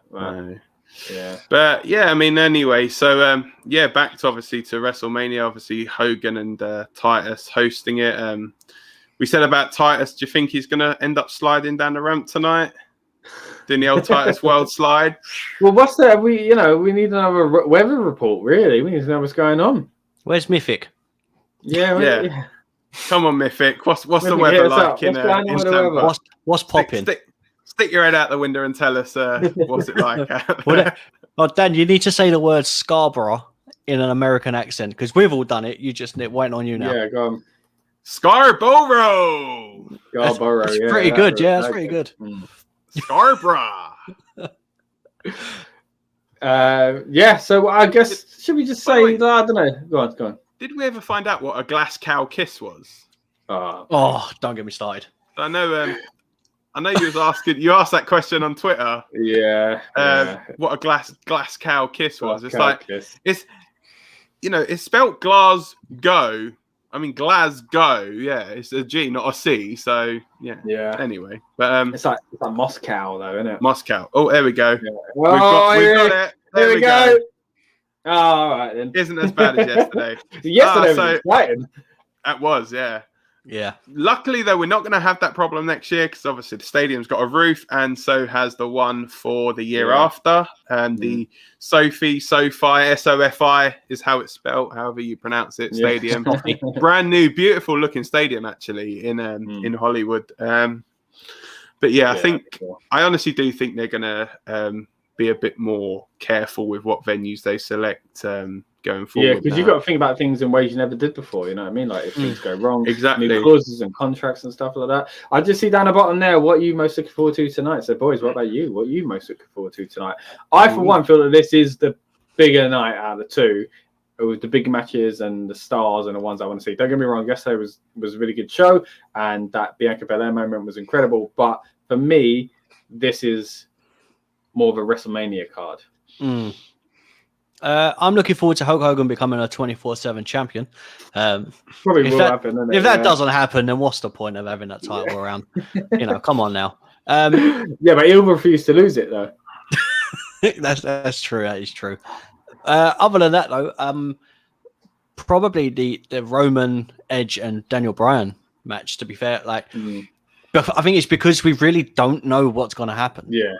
That normally you go into a Mania thinking, okay, the underdog's going to win, but is Daniel Bryan the underdog, or is Daniel Bryan the Miz in a situation where he slidered himself in just to get a moment, So yeah, and you got to remember it's no disqualifications in a triple threat match as well. So your boys, the Usos, could even come in and help Roman. Do you reckon we'd see Kane appear? I mean, he was there for the Hall of Fame. He'll be there tonight to do the walk-in. Level things up sort of thing. Yeah, maybe. Do you think it'll come out as like Mayor Kane, or do you think it'll come out with the mask and all the gear on like he did at Undertaker's farewell? No, he won't be mayoring it up, I don't think. Yeah. He'll have his suit on with a mask and Definitely heavily tonight. Talking crap. I think that's Lucas there, right? He's joined us again, it seems, unless it's one of his co-hosts. But we've also got hosts need to do something. Otherwise, what's the point? At least make a match or stipulation. That's a good point. I don't think they're talking about us there. Titus and Hogan. But yeah, I'll do something. There we go. Let's us three have a triple threat match. There we go. Yeah, we'll make a match. Triple threat match for the RN trophy. Yeah, that's what it pretty much is, isn't it? Yeah. I think I'm most looking forward to the same, the triple threat, just because, like you said, like it's the one where we're most like obviously 3 people in it. There's 3 different outcomes, but it just seems it's really hard to pick. I even the fact that none of us picked Edge, it wouldn't surprise me if Edge still won. Yeah. And I think it's one of those matches that's divided not just the internet, but the wrestling like world in general. Like nobody can definitively say, I think this person's going to win. No matter who you see, like if you look on Twitter, you look on Facebook, you look everywhere on social media, people are so split with this match. Whereas, you look at some other matches and you'd think it's a bit more kind of clear cut who's going to win, or, you could say, it's weighing, say, like 70-30 in someone's favor. Whereas this is probably 33 1/3 for each man. Get a bit of Scott Steiner on us there, mate, with your maths. That was quite good. That was quite quick for me, actually, figuring that one out. But the one thing I'm looking forward to, I think, is the Fiend unmasking as John Cena. And then it's just going to be Cena Orton for about the 90,000th time. Yeah. And after last year as well. Because has he been on WWE TV since Cena? No, so if Cena doesn't appear, I think this will be the first main that he hasn't appeared on. I think he's got to appear. Yeah, I think I mean, he even appeared and had a rap battle with a cardboard cutout. It was Jay-Z and Mini-Me. Oh, yeah. Do you remember that? Is that WrestleMania at Hollywood or something? 20, yeah. Would that be 20? Yeah. 20. WrestleMania goes Hollywood was 21. No, maybe it was 19 because he weren't in the rapping thing as much at 21, was he? He was real into that in 19 and 20. Yeah. 20 is the one that gets big shots. I think it might have been 19 he did that. Yeah, 19, I think, was it the pre-show? Yeah, 19 pre-show. Been, yeah. Is that when he met Kenny Dykstra and he rap battled him outside? Was that Mania? So. I don't know. It's the one where Fred Durst was and Limp Bizkit played Undertaker to the ring. Oh yeah, the crack addict. Yeah. Very good. Yeah, I think as well. I'm more, I think, looking forward to Big E and Apollo because I'm just intrigued as to like the actual what the Nigerian drum fight is going to be. I told you, you put a drum in each corner and you whack your opponent's head, and that's it. You win the match. It's not going to be one of those like games where you just like put a drum over each head and then you just try and just run into each other and they both put and it's like almost like jousting or something like. Yeah. But that we're gonna get that, and then we're gonna get the Flaming Pirate Ship match for the Fiend and Randy Orton. I'm telling you, mate, they're the 2 matches. And don't forget as well, we've got Wale performing Big E's entrance music, and Ash Costello from New Year's Day performing Rhea Ripley's entrance music. That's gonna be good. So yeah. So we already had the beginning of the pay-per-view last night. Yeah. What did you think of Kevin Owens' promo against Sami Zayn? Because hold on. We have some breaking news. Oh. The weather has taken a turn for the worst. And weirdly, that has made me excited again because it brings up loads of chaos and it makes this stream fun and it makes the start of Mania insane. But it also makes us stay up late. So I'm not sure about that one. But, right. So last time it was Dan's fault. I think you need to do the pirate again to determine if it's going to happen. All right. Yeah. Cool. Yeah. So if it doesn't, it's Lucas's fault because he's not here with us this time. Right, so will Mania go ahead? It just basically seems as though it's any time you go down to 3 people on one of these. I know, the weather takes turn for the worse, and so there we go. The big question is the big question. WrestleMania. If it goes to 2 of us, is it going to be a blizzard? Right, here we go. I think we're set in there, right? Right. So, okay, WrestleMania will happen tonight. WrestleMania won't happen tonight. It will happen with delays. WrestleMania will happen tonight. Or should I do a delay one as well? We'll be delayed. Yeah. We'll be delayed. Will won't delay it, okay, yeah? WrestleMania will happen tonight. WrestleMania won't happen tonight. Oh, I'm scared again, boys. WrestleMania will happen. No, is that delayed? Yeah, delayed. WrestleMania will happen. Boys, I swear one of you guys need to do this. Like, it's horrifying. All right, WrestleMania's taking place then. But then again, last night it said it wouldn't take place, and it did. But we didn't give it that third option of it's going to be delayed. So maybe the pirate knew, but couldn't quite express itself because, you know, it works for us, and we didn't quite give it the right opportunities and stuff. But it looks like. Do you think that Vince is really upset that he's not brought out WWE branded ponchos? Yeah. He'll always be upset about stuff like that missing opportunity. Meant to be clear from 7 or so. I said this about yesterday about the WWE umbrellas. You know, how much would you want to pop an umbrella and just have Finn Balor's logo got some. They've got a lot of weird like stuff on the shop. You should know, Rob. You search it every bloody pay-per-view. Yeah, you know, on a bargain. What are you looking for in a moment? What are you looking for? The Undisputed title? What else? So you know the Undisputed one from 2005? Yes. Yeah, Eddie, the last belt that Eddie held. I want that.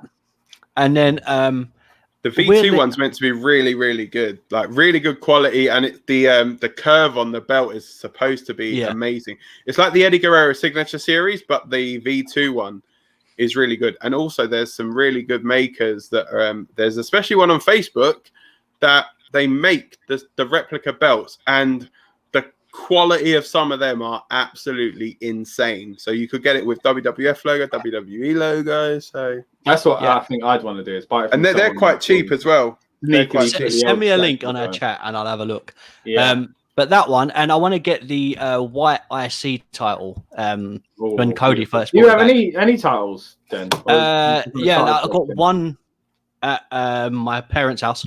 Yeah. And then that's it. And I've it's the old like world heavyweight. It's really old and bulky though. Like I got given it, so it's really scratched. Is it a proper like thingy one like that? It's a replica one. Like definitely, it's like a bootleg made one. Okay. Yeah. But it looks nice, but because it was so. Stream.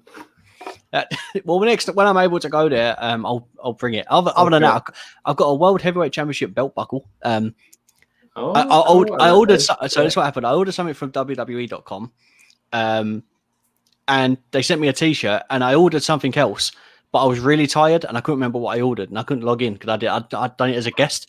So all of a sudden, I opened this bag. I've got like a couple of T-shirts and stuff. I thought, I didn't buy this belt buckle. So I emailed them and I was like, no, you definitely bought it. Oh, that's so weird. So, I bought something a little while ago, and there was a dead bug in it from WWE shop. So there you go. They didn't charge you any extra for it, did they? No, they didn't. But they sent me a new shirt as a replacement. Well, that's put me off buying from WWE shop. Yeah, man, I've got a picture I could show you. Yeah, because I had to send it back. But sorry, mate. What's this? So it all worked out at the end, though. It weren't like a Tajiri T-shirt with like tarantula, was it? No, I don't even know what the bug was. It was quite big though. It looked like some sort of beetle. But yeah, John Paul George or Ringo. It's dangerous. It could what? John Paul George or Ringo. I think it was Ringo. Okay. Yeah, I think it could be dangerous though, couldn't it? But you know, country from other countries and that, you know, from the States could be tropical, could kill us. Well, it was dead by the time you got it, so you're fine, mate. Yeah, true. Here we go. Reckon ponchos and umbrellas will be made soon. Then they'll pick a rainy city to do some of them. Yes, London may get it then. Yay! Yeah, no, we need to get shows again, don't we? We were talking about it last night, but yeah. Oh, okay. When's the pre-show start tonight? Apparently, one storm cell moved out, but another is taking this place. Oh man! Does that mean we got to do this again? Tony Storm for WrestleMania confirmed. It's Lance Storm, mate. What are you talking about? Lance and Tony, both of them. Why not? Okay, and Dan, what was the match you're most looking forward to? Did you say? Was it the Triple Threat? So for me, I think the match I'm most looking forward to is Kevin Owens, Sami Zayn. Really? Just because, because I just want to see them just go at it. I just want to look at it from like a perspective of, for me, it's like I want to take Logan Paul out of the equation. I just want to see Kevin Owens, Sami Zayn. You know, I want to see it even as like, I don't want to see it as that. I want to see it as Kevin Steen and El Generico, pretty much, just doing battle. And I think it's got potential to be like the Cesaro Seth one that we said earlier. Yeah, but it is. We got one more. Hold on, another Storm we forgot about. James Storm. What about Johnny Storm? Johnny Storm as well. Yeah, I'd love to see him. Yeah, I met him when I was like 7 years old. Oh yeah, I met him. An independent show, and that's how old it was that I had my photo taken with him, and it's on a Polaroid. I had he was on the same show, but I had a Polaroid of Marty Jannetty. Oh wow! Yeah, and me and Dan bumped into each other at York watching a wrestling show before when we were young, and we didn't really know each other. The Snake Roberts was on it, wasn't it? Yeah, we just knew each other from school. And do you know something about that? He tried charging me £10 to have a Polaroid photo done with him, and then just went, "Can I use my own camera to take one?" He's like, "Yeah, sure." Bang, done. Didn't cost us a penny.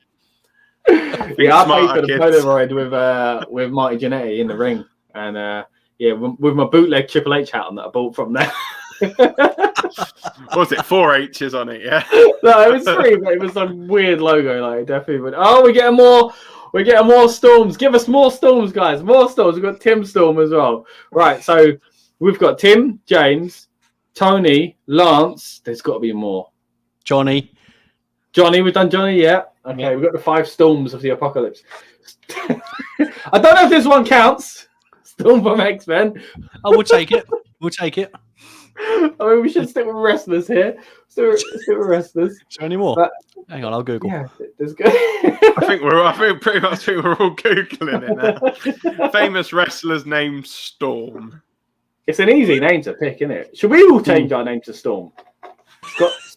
Scott Storm don't sound as good. I think Scotty Storm. Scotty Storm, Scotty Storm, Robbie Storm, and Danny Storm. There we go. Lucas, unless we do Lukey Storm, that's kind of good. I like that. Lucas, are you good with that? You're going to be called Lukey Storm from now on. I think Danny Storm sounds the best, to be fair. Danny Storm's pretty good. Yeah, it was very 2002, but yes, it is. And Robbie Storm. Danny and Robbie Storm sound like a crap tag team that main evented at Butlins. Take that. I'll take it. It's a main event, isn't it? Payday. There's one called Devon Storm who faced Test in a WWF Heat, I think it was. Yeah, wasn't Devon Storm from WCW? Yeah, I think so. Yeah. Oh, ECW is Crowbar. Yeah, of course, it was Crowbar. Yeah. Devon Storm. Yeah, of course. All right. Well, I like that. So we've got 6 Storms. Going to be the whole stable, boys. Which is what this stream has become. Look, Googling the word Storm. And I know it's a little bit out there, but then you've also got Thunder Rosa. Yeah, it's a bit far. We have got Thunderstorm, which is obviously where this is all coming from. Man. That's what they've missed a trick. I hope in the panic between last night and tonight, they've decided to get a whole Storm stable together. What are you ordering? Has it been cancelled? Oh no, I knocked my beer over. So I had about this much left. I went like that and knocked it. It's almost worse, mate. It's almost worse. I can't believe all this talk of storms and no one's mentioned the hurricane yet. Yeah, it's not in the name though, is it? We're talking about a family of storms. Stand back. Oh, I should have got my hurricane. I think I've got it somewhere. Oh, you should have done. No, it's not. Snowstorm. Now we're just putting different types of storms. We're talking about wrestlers here, guys. Our snowstorm. There we go. Our snowstorm. Yeah, that's a push. That's a push. Jushin Thunder Liger. Thunderstorm Liger. Yeah. But yeah. But back to that. I was going to say Logan Paul match, but that's kind of the point. I do think that match could be kind of a kind of like Cesaro and Seth was last night, but the fact there is an outside thing, as much as I'm glad they've got someone like Logan Paul bringing Ice who did WWE, I do think it might take away from the possibility of it being a classic match. Do you know what I mean? So I think there'll be high spots and stuff like that, and Owens is probably going to jump off the pirate ship, but I'm not sure if it's going to be as strong as their other matches have been in the past, really. Yeah, I mean, I think overall, though, I think it's going to be a really good night of wrestling action. Yeah, I mean, to be fair, night one have set the bar quite high, so I think like we were saying about night one as well. I think if they keep most of the matches kind of around sort of the 15-minute mark, then it'll be okay. Obviously, you'd expect the main event, so where it being a triple threat, probably more 25-30, but I think you've got the option to do a couple of the matches. I think Orton Fiend may be one of those like short, like couple minute matches. Same with Sheamus and Riddle. That them two can afford, I think, to go short. Though, because that is, when you think about it, it's probably the longest feud that they've got. So to blow off like that, it'd be a real shame if that was a short match. Although, what can they really do? If it's a long kind of 20-minute, 25-minute technical kind of thing, that's going to be crap as well. True. Yeah. Cool. Well, yeah. So overall, I think we're looking forward, obviously, to night 2 of WrestleMania. Don't forget, guys, we will be back tomorrow, Monday. That's it, Monday at 5 p.m.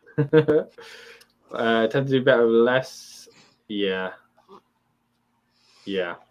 Any more updates on the weather, by the way, Mythic, before we get out of here?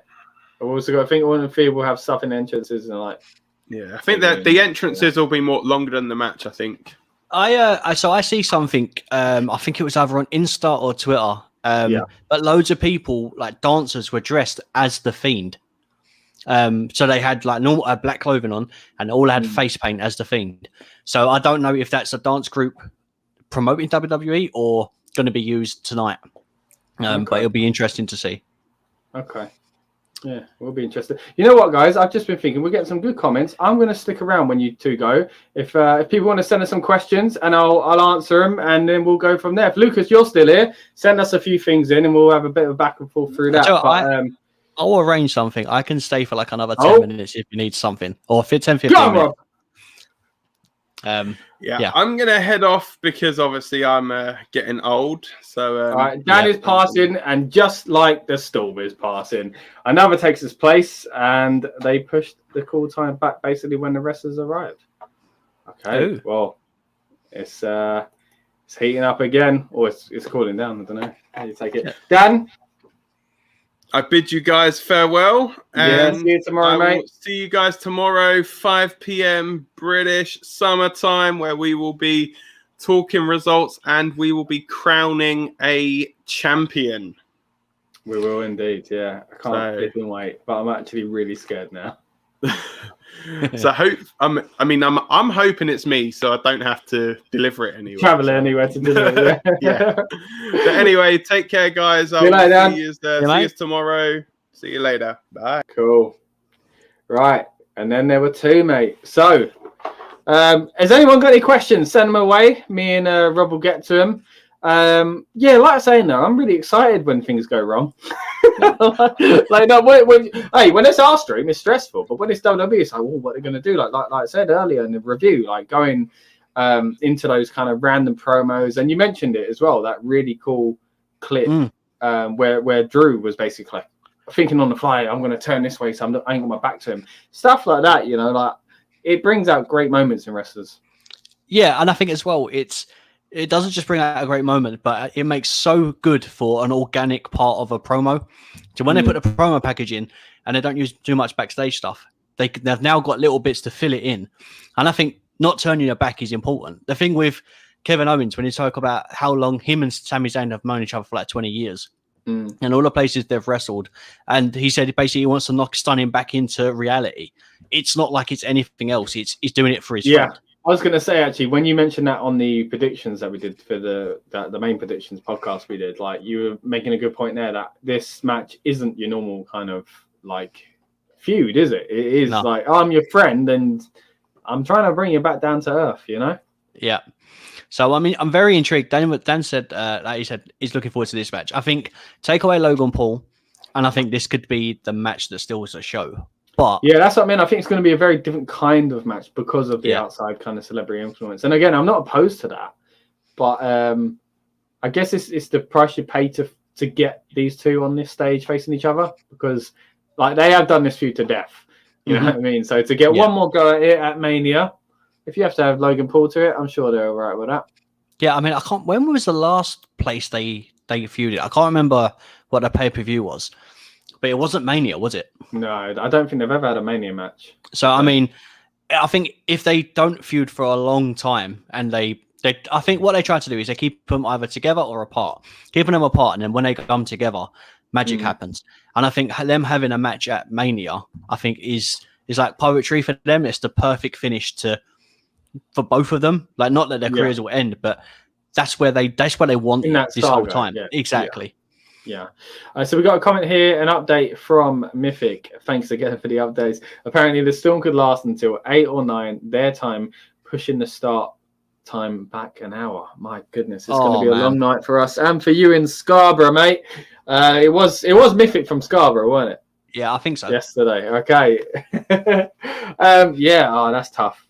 I mean, obviously we were saying earlier, we're knackered already, you know, like doing all the reviews and everything. We've got loads more coming tomorrow. Don't get me wrong, guys, we enjoy it. It's going to be fun, and I hope you subscribe and check out the content. We're gonna you know, what do you call it, soldier through and give it to you anyway. But it does make the job a little bit harder, doesn't it, Rob? A little. I mean, thankfully I'm at work tomorrow, so I'm not in front of a computer screen talking in a lucha mask. I'm at work, so it's lovely. But all day I've literally, if I haven't been doing stuff for Rev Noise, I've been doing stuff for my own podcast and things like that. So it's just literally today's been non-stop, and I'm actually looking forward to just sitting there watching wrestling and just stuffing my face with because wrestling, it's weird because wrestling's going to feel like a break other than writing notes for the review for tomorrow and stuff like that, which in itself can kind of be a bit distracting. But getting to just chill for a few hours and watching wrestling and I'm going to have another feast. You know, yesterday's one was good. It was successful. Chicken dippers, put some chips in the deep fat fryer, and a stuffed crust pizza. Today we're going doing a little bit of a chicken chop action, you know, fillet burger meal sort of thing, but doing it at home, you know. I know you're not a fan with a hash brown in a chicken burger, are you? I prefer 2 fillets. You know, some places call it a mega burger. If people come in new, guys, we will talk about wrestling again. We're just talking about chicken burgers at the moment and dirty chicken shops in London. But yeah, 2 fillets, a bit of cheese in the middle, because cheese was weird to me with chicken, but 2 fillets, that in the middle, bit of hot sauce. Oh, mate, it's good. But the hash brown thing, a lot of places, you know, they have it on the menu and you go, is that a second fillet or is it a hash brown? They tell you it's hash brown. You go, it's nice, but, you know, it could have been 2 fillets. I always ask, because I always go with the first thing I do. If I'm going to get a chicken fillet burger meal or something, right? Normally it's about £3, $3.50. I'll get flipping hungry. Yeah. So I'll go into the shop, and if I can see like hot wings that are like 3 for 99p, I'll say, look, can I not have chips and have hot wings? Because no matter what shop I go to, they're just like squishy and flimsy, and I'm not a fan. Chicken burger? No, they're chips. So I end up getting a chicken burger. And I like squishy chips though, mate. No, I just feel so you switch it. Yeah. I've been known to switch a few things in my time. It's easier back in the day when it was more calling up the place, and you're, like always with pizza deals. You go, mate, can I swap the chicken wings for chips? You know, ironically, the reverse. I used to do that a lot, but nowadays when you got to do it online, you know, it's not as personal. You can't have that personal touch. Go, mate, this costs the same amount. Can you just switch this out for this? Right, I realised we're talking about food again. We should get back to wrestling, but we can bring it back. We'll bring it back. I'm trying to segue into food wrestlers. Food to wrestlers. There's got to be something. Have they had like a donut eating competition in WWE? They've had loads of food competitions on SmackDown and stuff over the years. But well, there we go. We're talking about SmackDown. We're back. But yeah, Hey. oh man, if it gets delayed by an hour, this is the annoying thing with a bit starting at 1 tonight. Like, why can't they just stick at 12? Like, or stick to, I guess time zones have changed. Like, we've gone to BST, haven't we, from GMT? So maybe that's it. Because remember, we had Fastlane even earlier, didn't we? We got Fastlane at 11 o'clock over here, which was that felt amazing. Great, wasn't it? It felt amazing. Yeah. Whereas the US are like, oh, things finishing at 11. It's like, mate, starting at 11 would be great, you know? So. It's just it does get tiring. I don't think the Americans really understand how, like, they moan that they get drained from being at the event. You try being excited. Obviously, we're not cheering as much, but it's 1, 2, or 3 in the morning. Like, and we can't make noise because we'll wake our neighbours up. So we're like bottling it up. Yeah, we'll have to do like a live thing in the future, man. I really want to do. We nearly put on a few years ago. There's some behind the scenes stuff, you guys. We nearly put on a SummerSlam party in Shoreditch a few years ago, and we were going to get people to come to it and stuff, and like a watch along thing. But yeah, it didn't happen in the end. But I do want to do that in the future. So if anyone's around the London area, come and join us. But I'm just not sure.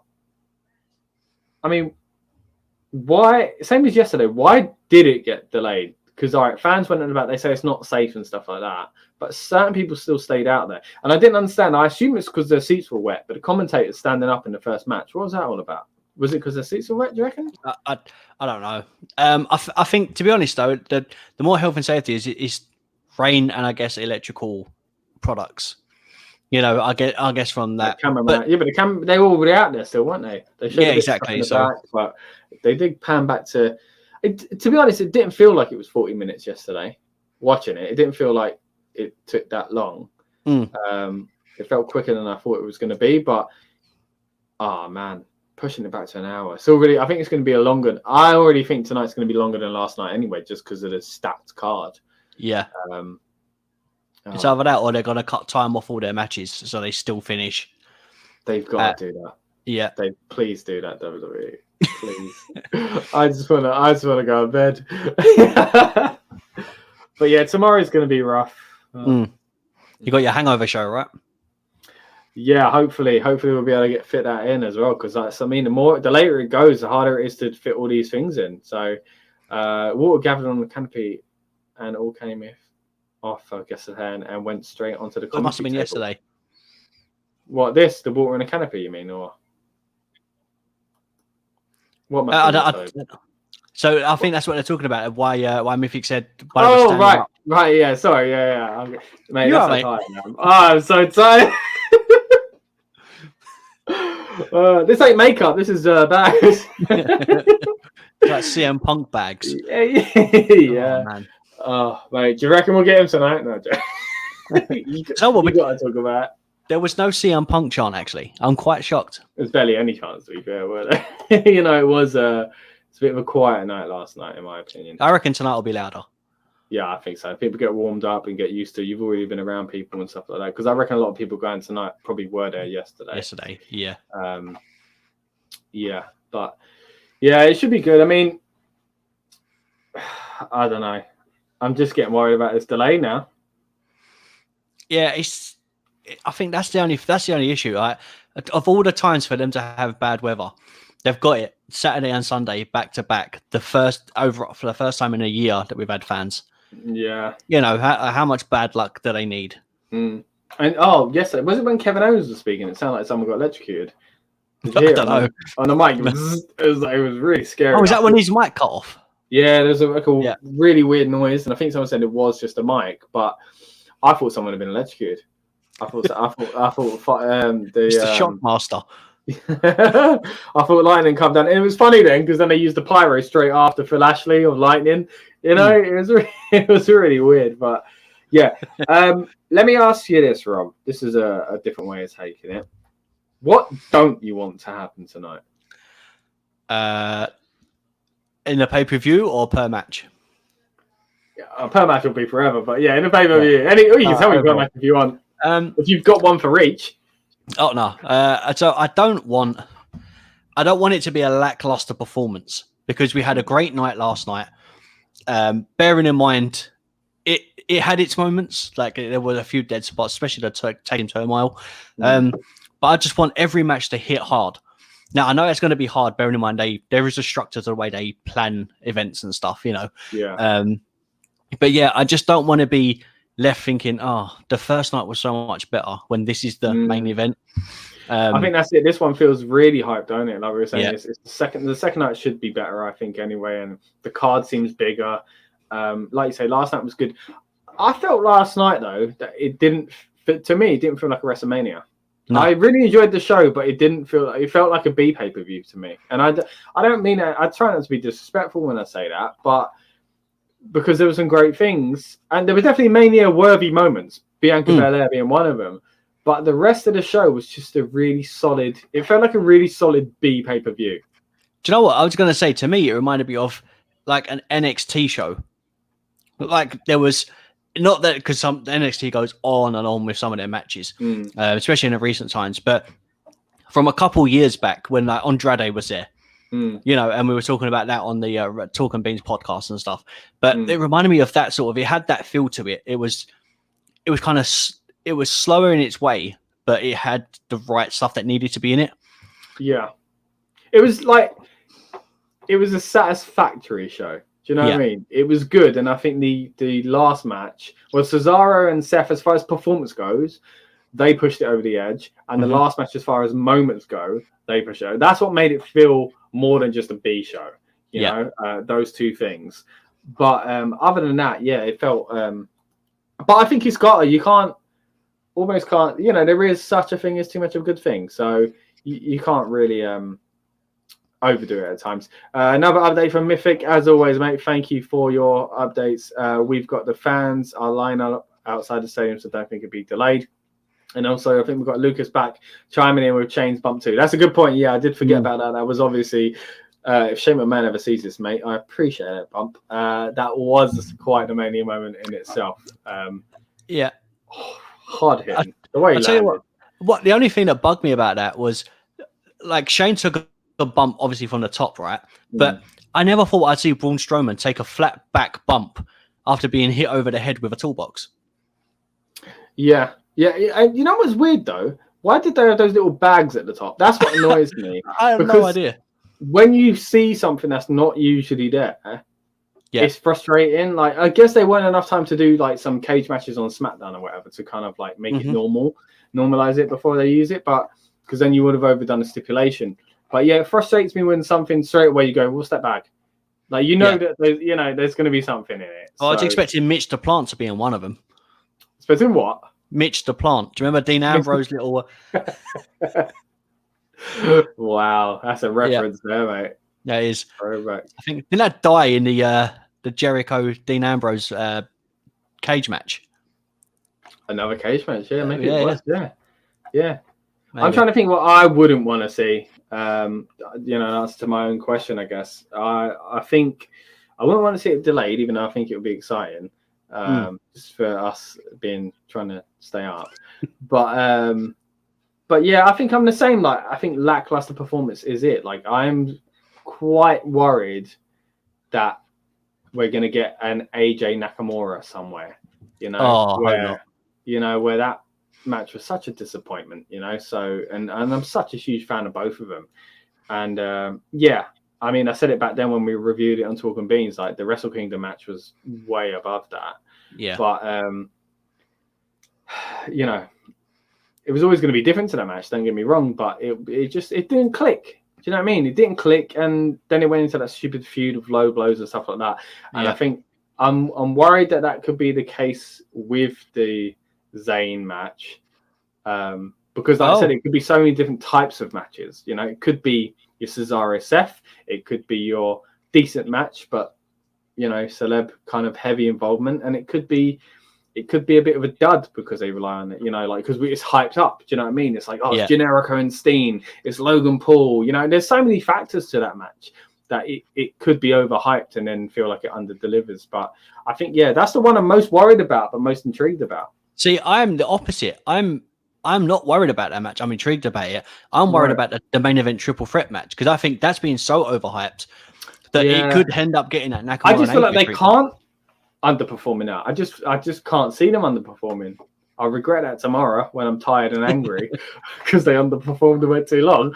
But yeah, I just can't see. Like, I mean, all of them. You know, as much as I didn't want Edge to win the Rumble, he's an incredible performer, and the story is there. Roman Reigns is doing the best work of his career, and Daniel Bryan is arguably one of the greatest of all time. You know, so it's So that one I'm less worried about. I think I'm really intrigued still by the Nigerian drum match, and I'm really hopeful that one pulls off well. I think it was Lucas that was saying earlier about how, you know, things went wrong last month and they're going to want to try and do over that. But other than that last bit, it was a really good match, you know. Yeah. Another weather update. It's raining non-stop, mate. This weather's had more turns than the Big Show. What is going on? What's going on? It really has. I'll tell you what, though. What I mean, I'm quite looking forward to is if they do got their heads hit over the with drums, because it's raining. It's on drum skin, isn't it? So if they get hit, that when their head hits it, it's going to make a massive like splash of the water. So it'll be a little more impactful. Yeah. Cool. Yeah. So and again, if they do anything with a pirate ship and the rain's going against it, it will look cool. So there's that. You know. Did you see in the? I just wanted to mention it quickly actually, but the O'Reilly Cole little mini preview documentary thing they put on the network. It's about 12 minutes long, I think. No, mate, it was so good. Did you watch Stand and Deliver? I fell asleep through most of it, so I played catch up over the last few days. Right, I could have been working.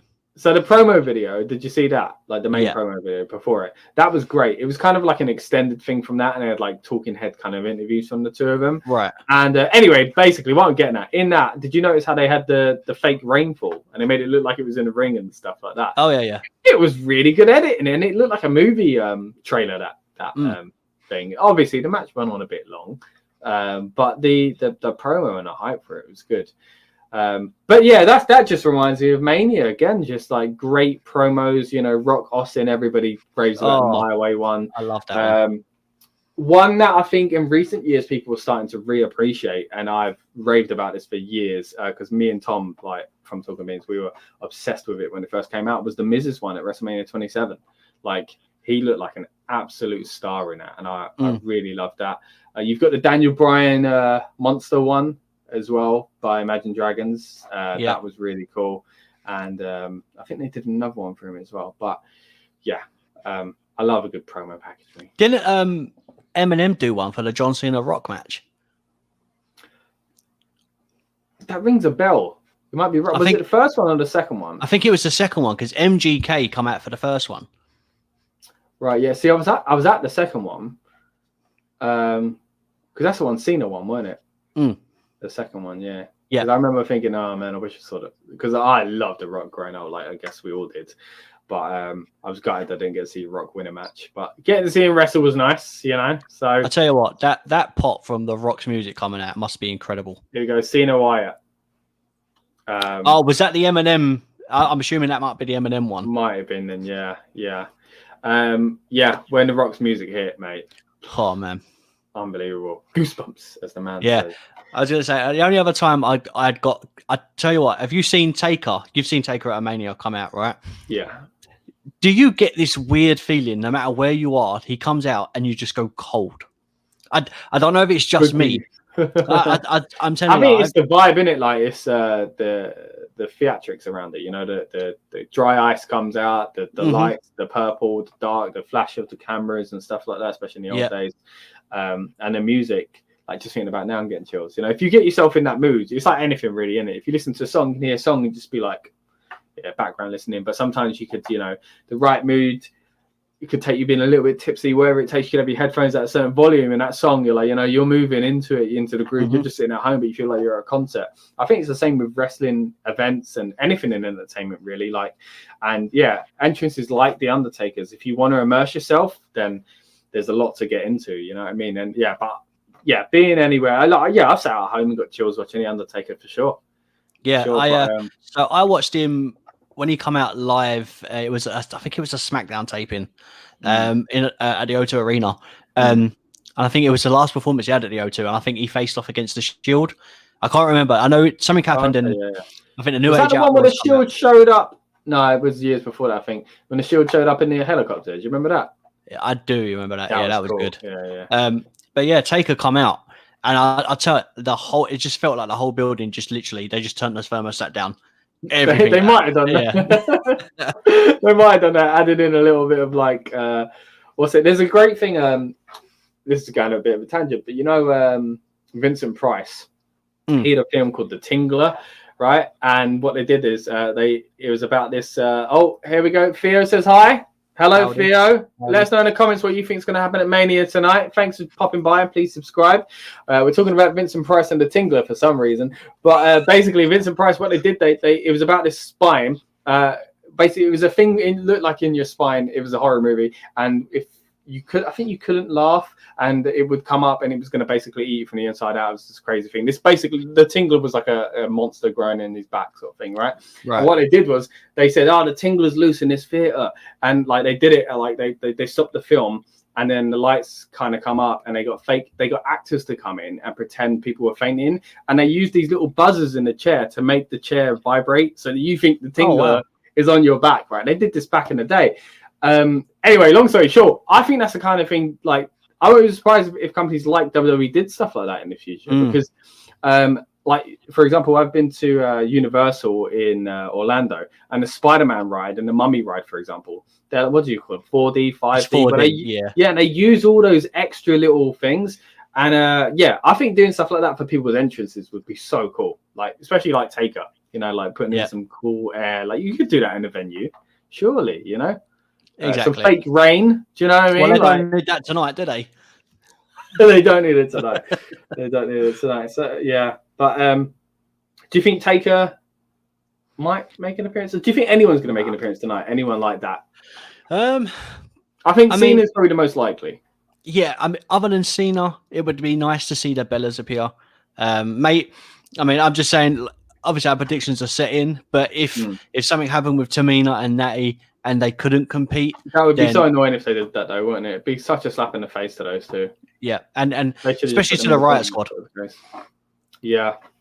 You know, they could have just put them in the gauntlet, couldn't they? So exactly, yeah. Especially for me and my bonus point.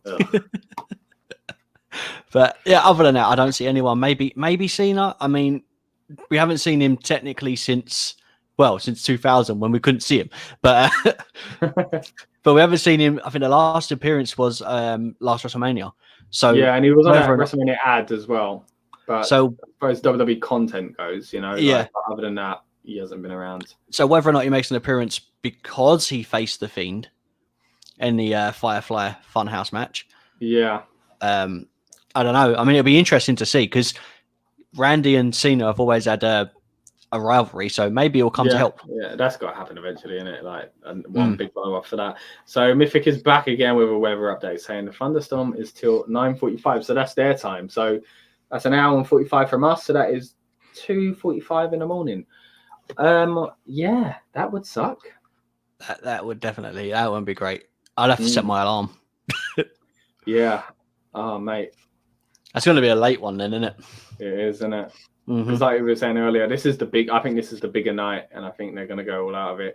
And we've seen in the past, Rob, sometimes they don't really care about time, do they? They just keep going and going and going to fit in the things they want. I mean, back in the days of the pay-per-view, it was different, you know? Yeah. But now that they've got their own, you know, well, they kind of still got their own network, but even Peacock, they just put it out when they want. They can end when they want, you know? No real pressure, is there? So, yeah, that'll be a bit of a shame if it goes on too long.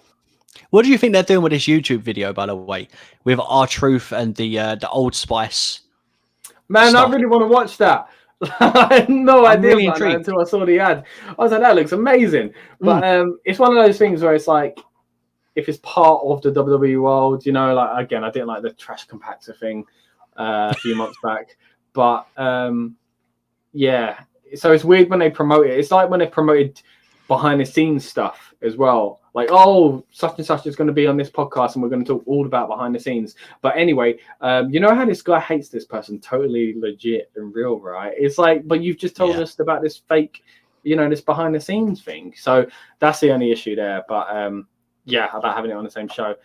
It will get to a point where they'll just say screw it and get on with it. Yeah, I mean, I think they might. I mean, it's the whole storm thing, isn't it? I think if it was just raining, they'd go ahead, wouldn't they? Probably. I think I think so because it was kind of stopping and starting last night, I believe. So Yeah. And they're going to be wet and sweaty anyway, so just a bit of rainwater ain't going to be a problem. That's a good point, actually. Like, it could get going, and then an hour in, they go, "We've got to stop for 20 minutes." That'd be even weirder. Like we've seen that obviously in like football matches in the past and stuff like that, and that's always quite strange. But, I mean, again, I like it for the kind of weirdness of it. Really, it's just I tell you what, it gives more realism all of a sudden. Yeah, true.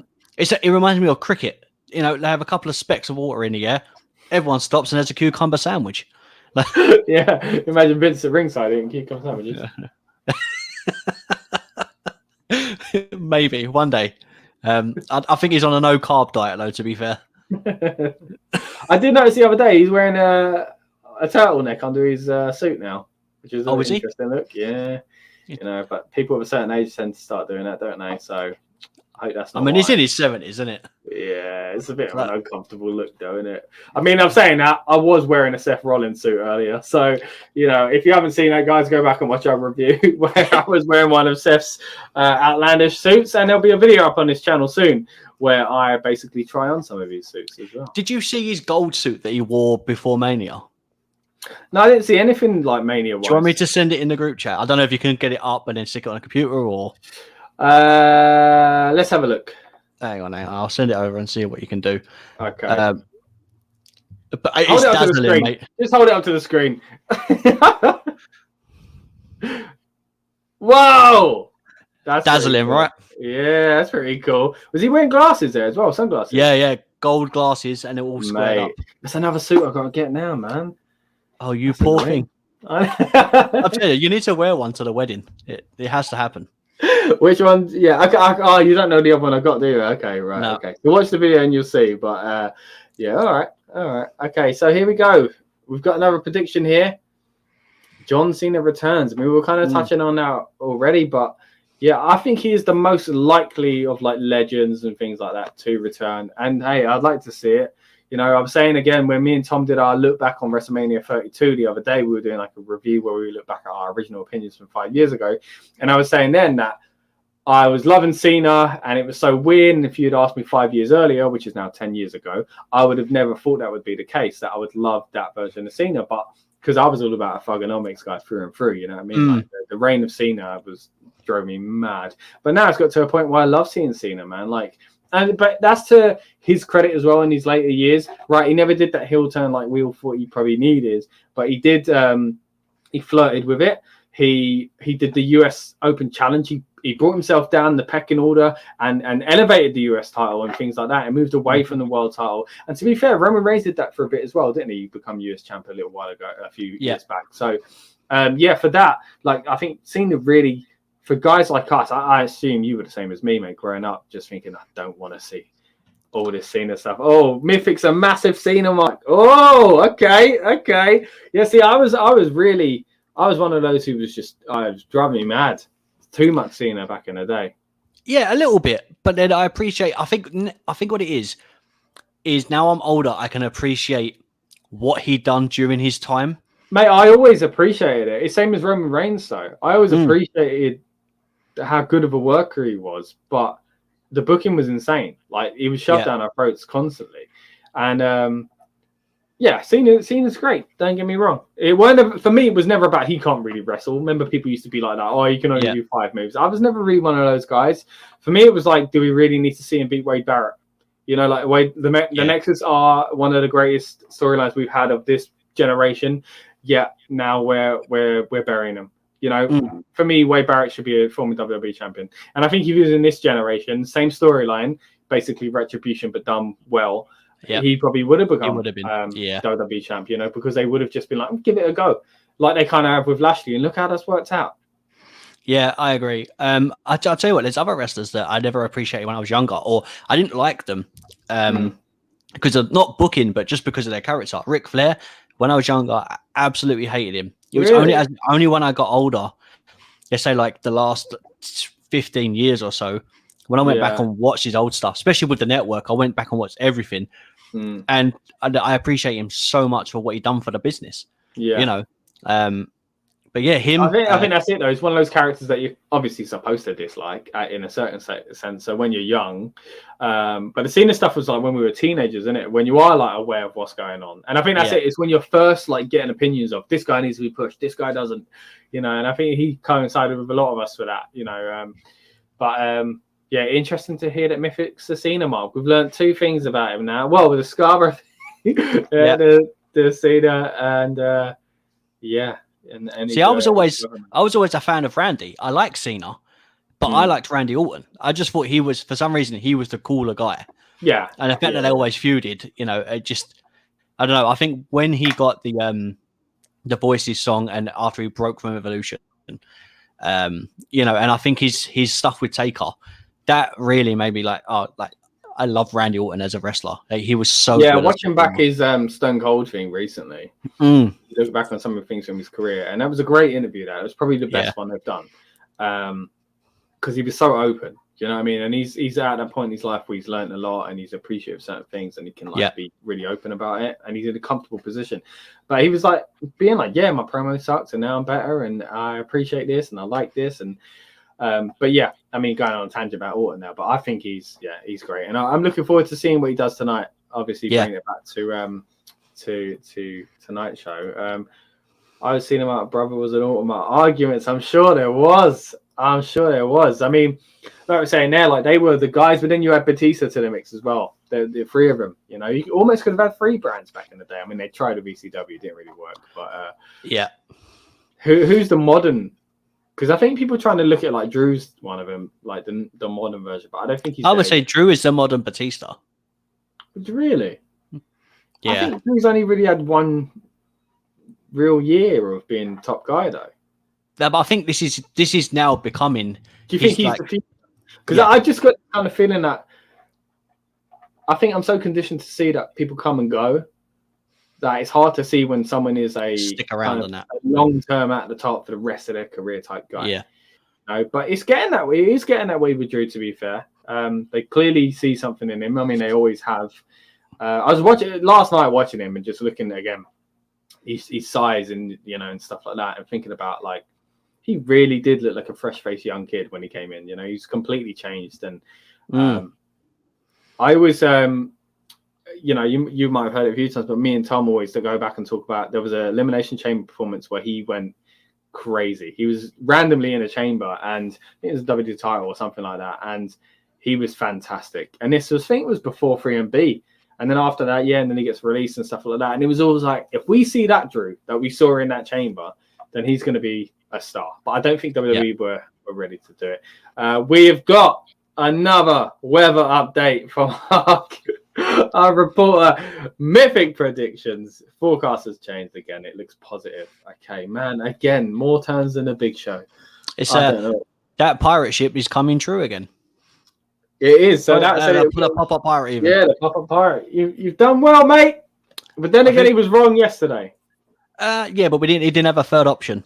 So I think he needs a name. This is going to be better. You know, for the World Cup every year when they get like octopuses and dogs just predicting stuff.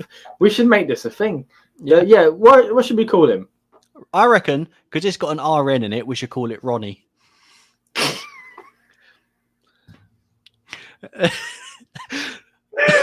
Ronnie. Okay, yeah. Ronnie the Pirate. Yeah, man.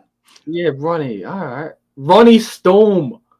Ronnie Storm. As well, going on the Storm stuff from earlier. Ronnie Storm. The fiercest pirate in all the land. Ronnie Storm.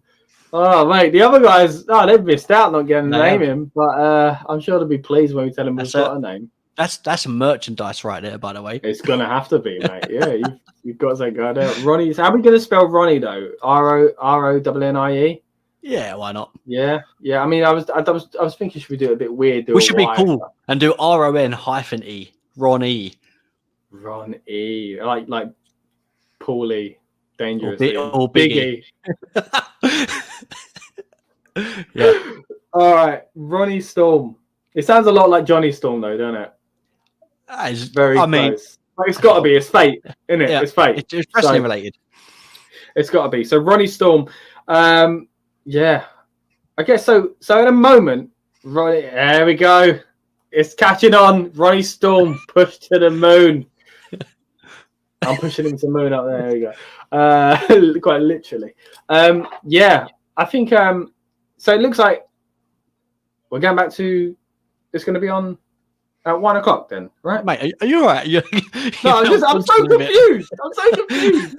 But it's going to be on at 1 then, right? That's what we're saying. Looks positive. It's not getting delayed, or looks positive as in it ain't going to be delayed as much. I think it's just positive. So far, it's just positive.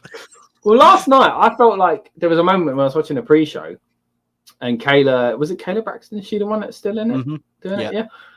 Yeah, it was her. Yeah, she was. She looked like she was being fed something at the end. She looked like a bit startled as they were wrapping up. So I was like, "Oh, I think something's happening." So I got a feeling. I wonder if we'll kind of get the same tonight.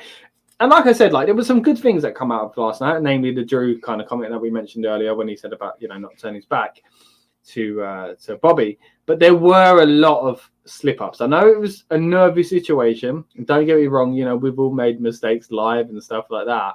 And when things are going wrong. But some of them did seem a little unprofessional to me. It felt like a time to shine for certain people, and certain people kind of didn't take that moment. But understandably so. Yeah, I think it's because they've always been fed scripts. They have to read this, and it's so micromanaged, as is always said in other podcasts. Not that we know, but that's what's always said. It's micromanaged. It's run by everyone. Yesterday, I had to do it on the fly, and it showed the promo capability of certain people. Because someone like Owens was absolutely fine. Drew was fine.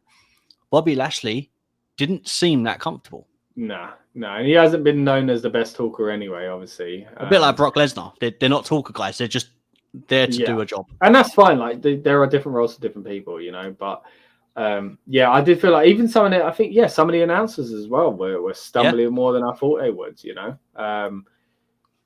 who was gold? Maybe it is gone. New Day. Oh. Just give me.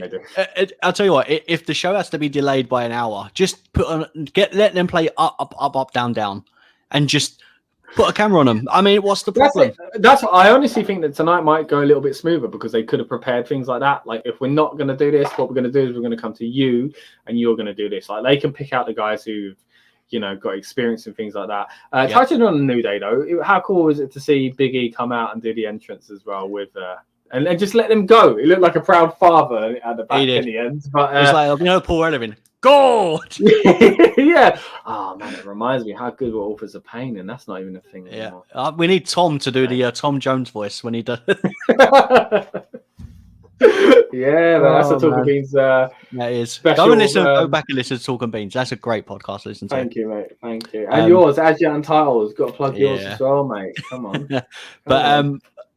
But yeah, no, you're right. Authors of Pain were great. They went when they go last year, didn't they? I think before, on the cuts. I think it was before that because we didn't put them in our Release Mania fantasy booking. Because one of them got injured, so they took both of them away. But Seth Rollins has still got them in his header on Twitter. It's still a picture of him with them. Yeah. So I think you just can't be bothered to update it, Yeah. Speaking of little entrances, do you think anyone's going to have a fantastic entrance tonight? I think so, because last night was a bit lackluster in that sense as well. The Bad Bunny one, obviously, was mad. Was that Becky Lynch's old truck? It's like I didn't notice. It could have been. It could have been, yeah. Just put a new Speaking of which, night one, that didn't happen, did it? No, because she then put another tweet saying something else, then put night two, and then underneath wrote like, only joking or something. Like she did with the Rumble when she showed. It's just a red curtain. Yeah. I want to see big. So if you listen to the New Day podcast, they were talking about I can't remember what the cars were. Basically, remember like the cars you'd sit in when you were younger, and you could drive it yourself, or it'd be controlled by your parents. Oh yeah, like one of those cars. But they were talking about Big E coming down the ramp in one of them. So I don't know if it'd be a thing or they're going to do it, but I'd love to see Big E. It'd be really weird though, because this feud is kind of a blood feud now, isn't it? Yeah. It's serious.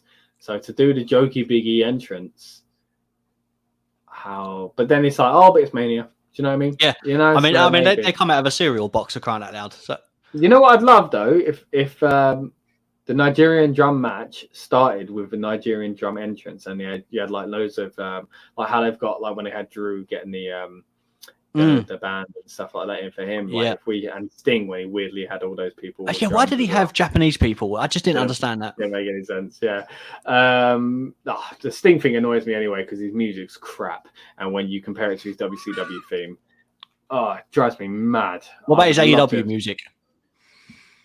Ain't too bad. And his TNA one, but his WWE theme was awful. Awful, yeah. Yeah, it was really, really bad. But, I'd love to see Apollo Crews, that's it, come out with people playing the drums, playing that. I'm good at it, mate, with the djembe. I'm good on the djembe, so I'd be up for drumming him down to the ring if they want to get me for next year. That's if the gimmick's still going then. Yeah, I hope so. I do enjoy it. We've got another weather update. Sorry, Rob. Another weather update. Rain's going to end just before 8. Now it's working out just fine. Working out just fine, WWE. Ronnie called it. Yeah. Ronnie Stone called it. Yeah. So no, talking back to the entrance, I'd love to see. Do you remember when Cena had loads of John Cena's come out and they all done the hand sign at WrestleMania? Yeah. I'd love to see if they were, because they're doing the Nigerian thing, just having people come out and just drumming, even if it's just for Apollo thing. Yeah. And then walking down them. Yeah, it would be That'd cool. Be great. Yeah, along the ramp would be cool. I was thinking at the top, kind of like how Sting's was, but down the ramp would be really cool if he walked through them. Especially if has he still got his spear, or did he change it? I haven't seen that for a while, so maybe he doesn't. Yeah, but like to be fair, like it's great. Nigeria is one of those places like that have like a really cool kind of like imagery around, like Ireland. There's loads of cool imagery around it. So Nigeria is one of those as well with like. Yeah, I mean, you look at the football team and their cool kits. You know what I mean? They've always had great kits. The Eagles and stuff like that. That kind of like real kind of rich kind of dark green. There's a lot of things they could do. So I'd really love it if they used like an entrance like that, made it really nice and green, and he'd look like an absolute star, man. I want to see it happen. Like, he was right at the beginning of the like pandemic era. He was there. They used him, and he done everything that he was needed in a completely different role as well. And he was exactly great in both. Yeah. So for him now to get a little push and stuff, I hope it goes well for him. I'm a fan of his. I liked it. The only issue was before he was too smiley. Now he's in his new gimmick. Forced, wasn't it? Yeah, he's just being himself. I'm not saying he's a miserable guy, but. Yeah. But he's more confident. Closer, isn't it? Yeah. And like we said back when we did the Fastlane predictions about the whole accent thing, the only worry there is that they probably will make him drop it eventually. So kind of think shouldn't have done it, or it should have been a bit of a half one. Like where he's more relaxed with it, I guess. But then it would have seemed like he's not doing it properly, maybe. Well, so yeah. I had a theory. I read something, and it really made me think of the theory, right? Which was. When he came to WWE as a Cruz, well, when he was given a name Cruz and stuff from NXT and gone upwards, he was always controlled by WWE. This character, he's himself. So really he's not the accent is just that's his real. Accent. He's so like he's doing a fake American accent or something. Yeah. Yeah, that's a good way of looking at it, actually. But we'll never know. Yeah, who else do you think could have a big entrance tonight? I think the Fiend's got to have something. It needs to be. And I think Randy Orton needs to have a big entrance, man. Like, he gets shafted every single year for WrestleMania. Other than that giant, dodgy-looking snake that year. I nearly called it something else. So did I. But, that's like the biggest he's had, I think, really. Yeah. And I don't know, man. I don't think Zayn's going to get one. I don't think Owens is going to get one. No. There might be a weird thing with Riddle, like scooters or something like that, or balloons. I could see something like, those birds they've been using. Sheamus probably maybe attire-wise. Daniel Bryan. Roman is ahead of the table. Yeah. Like him on a throne or a table or some sort of like ceremonial kind of dress or something like that. That would be incredible to see. I'd really like to see Roman. Edge could just be like superstar. He doesn't really need smoke. Much, does it? Yeah, more smoke, more pyro. You know what I mean? Like, Daniel Bryan is kind of a back to basics kind of guy anyway, so you don't really need anything there. But yeah, like you said, I'd like to see one for Orton. I most want to see one for for Cruz, and I think obviously having a band is one enough for Rhea Ripley. Yeah. But I don't think Asuka's going to get much of. I reckon she'll get like a Japanese culture sort of thing. I mean, she already has that look cool. anyway when she comes out with the mask and stuff. Do you know what blew my mind? Literally, it was only that I was going back and watching some pay-per-views that I realised that she holds the mask and she's got a mouthpiece to hold it. Yeah, yeah. I always thought to myself, how did that stick to her face? I always look for a string. Mate, What do you mean? It was like she was just balancing it like that. Yeah, that's why she's doing this all the time. She's just trying to keep it on. Yeah, she's got like a little thing she's biting onto, isn't it? Yeah, because normally when she takes it off, you don't see. Yeah, yeah. She's quite good at the way she reveals her face. Like she holds it out there. I could do it with Sting actually if I wanted to, but no, I don't think she's going to get like a big entrance, but she might get something like Japanese Fiend or something like that. I think WWE needs to play on that. You know, this is why me and Dan did the World Cup kind of like fantasy booking last year as well. Like they've got at the moment they genuinely have people from all around the world. You know, like like don't get me wrong. See, it could get to stereotype stuff as well, and I don't like that. And that was the biggest fear about Asuka in the first place, and about like Nakamura and stuff. The way that WWE booked Japanese wrestlers in the past, don't want it to be like that, but.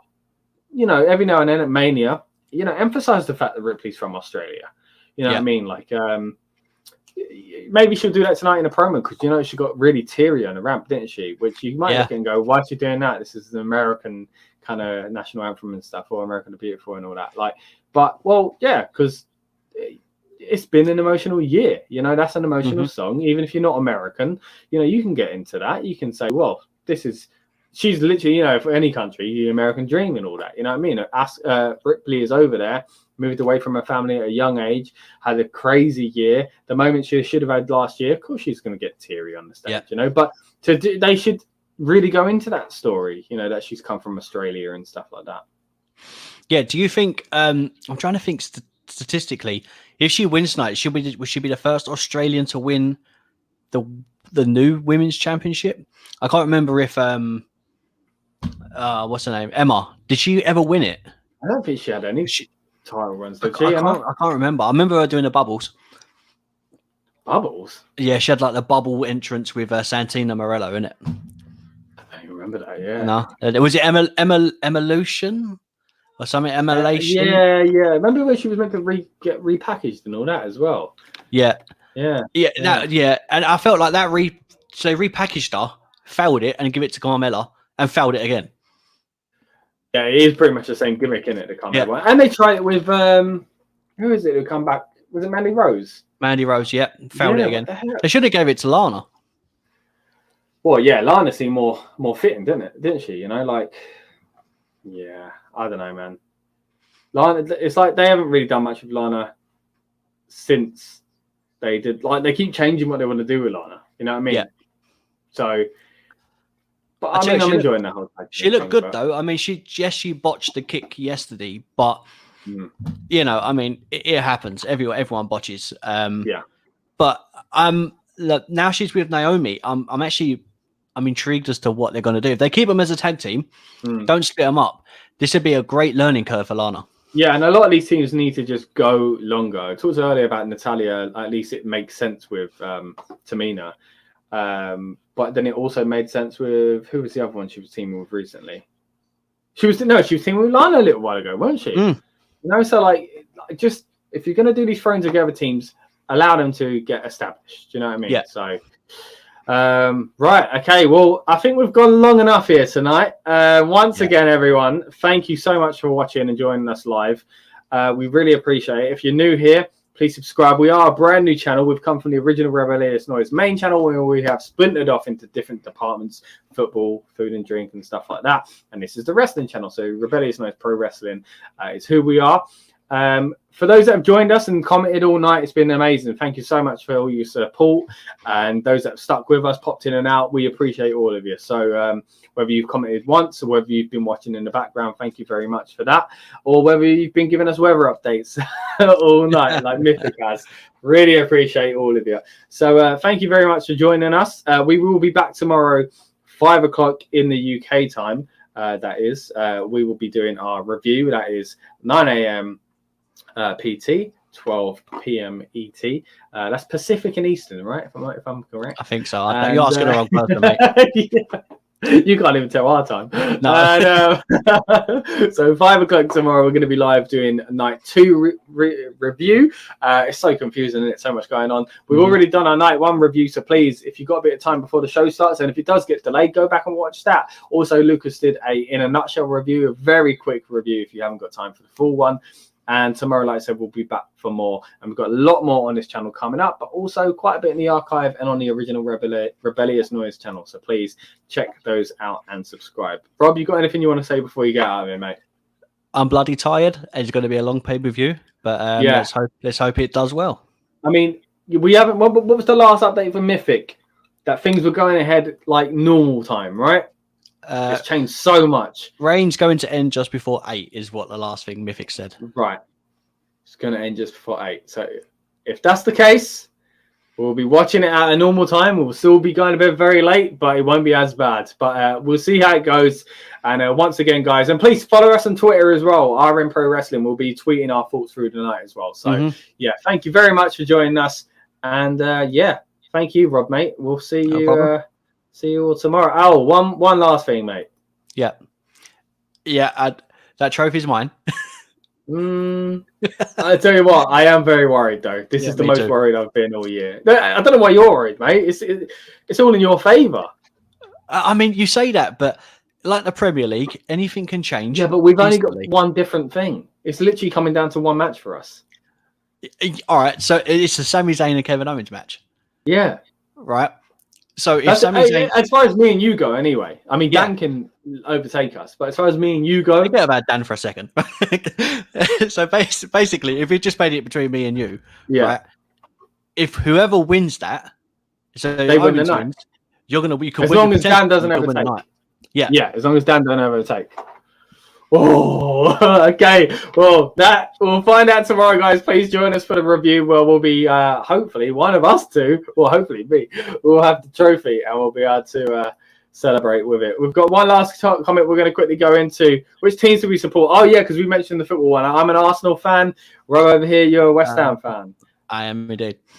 And check out RNFC. That's our football channel, mate. If you are a fan of football as well, please join us over there as well. We're going to be doing a lot more football content, obviously, on that channel. But thanks for sticking us with us tonight on the wrestling channel. And we will see you very, very soon for our review tomorrow night. Cheers, guys. Welcome to the Rebellious Noise Pro Wrestling channel. On this channel, we bring you some great content from inside and outside of the squared circle. We will go through and offer some in-depth analysis of the biggest events of the year, as well as bringing you exclusive interviews with some of the industry's biggest names. There will also be live show reviews, in-depth features, and podcasts. So make sure you give that subscribe button a slam so you don't miss any of the action.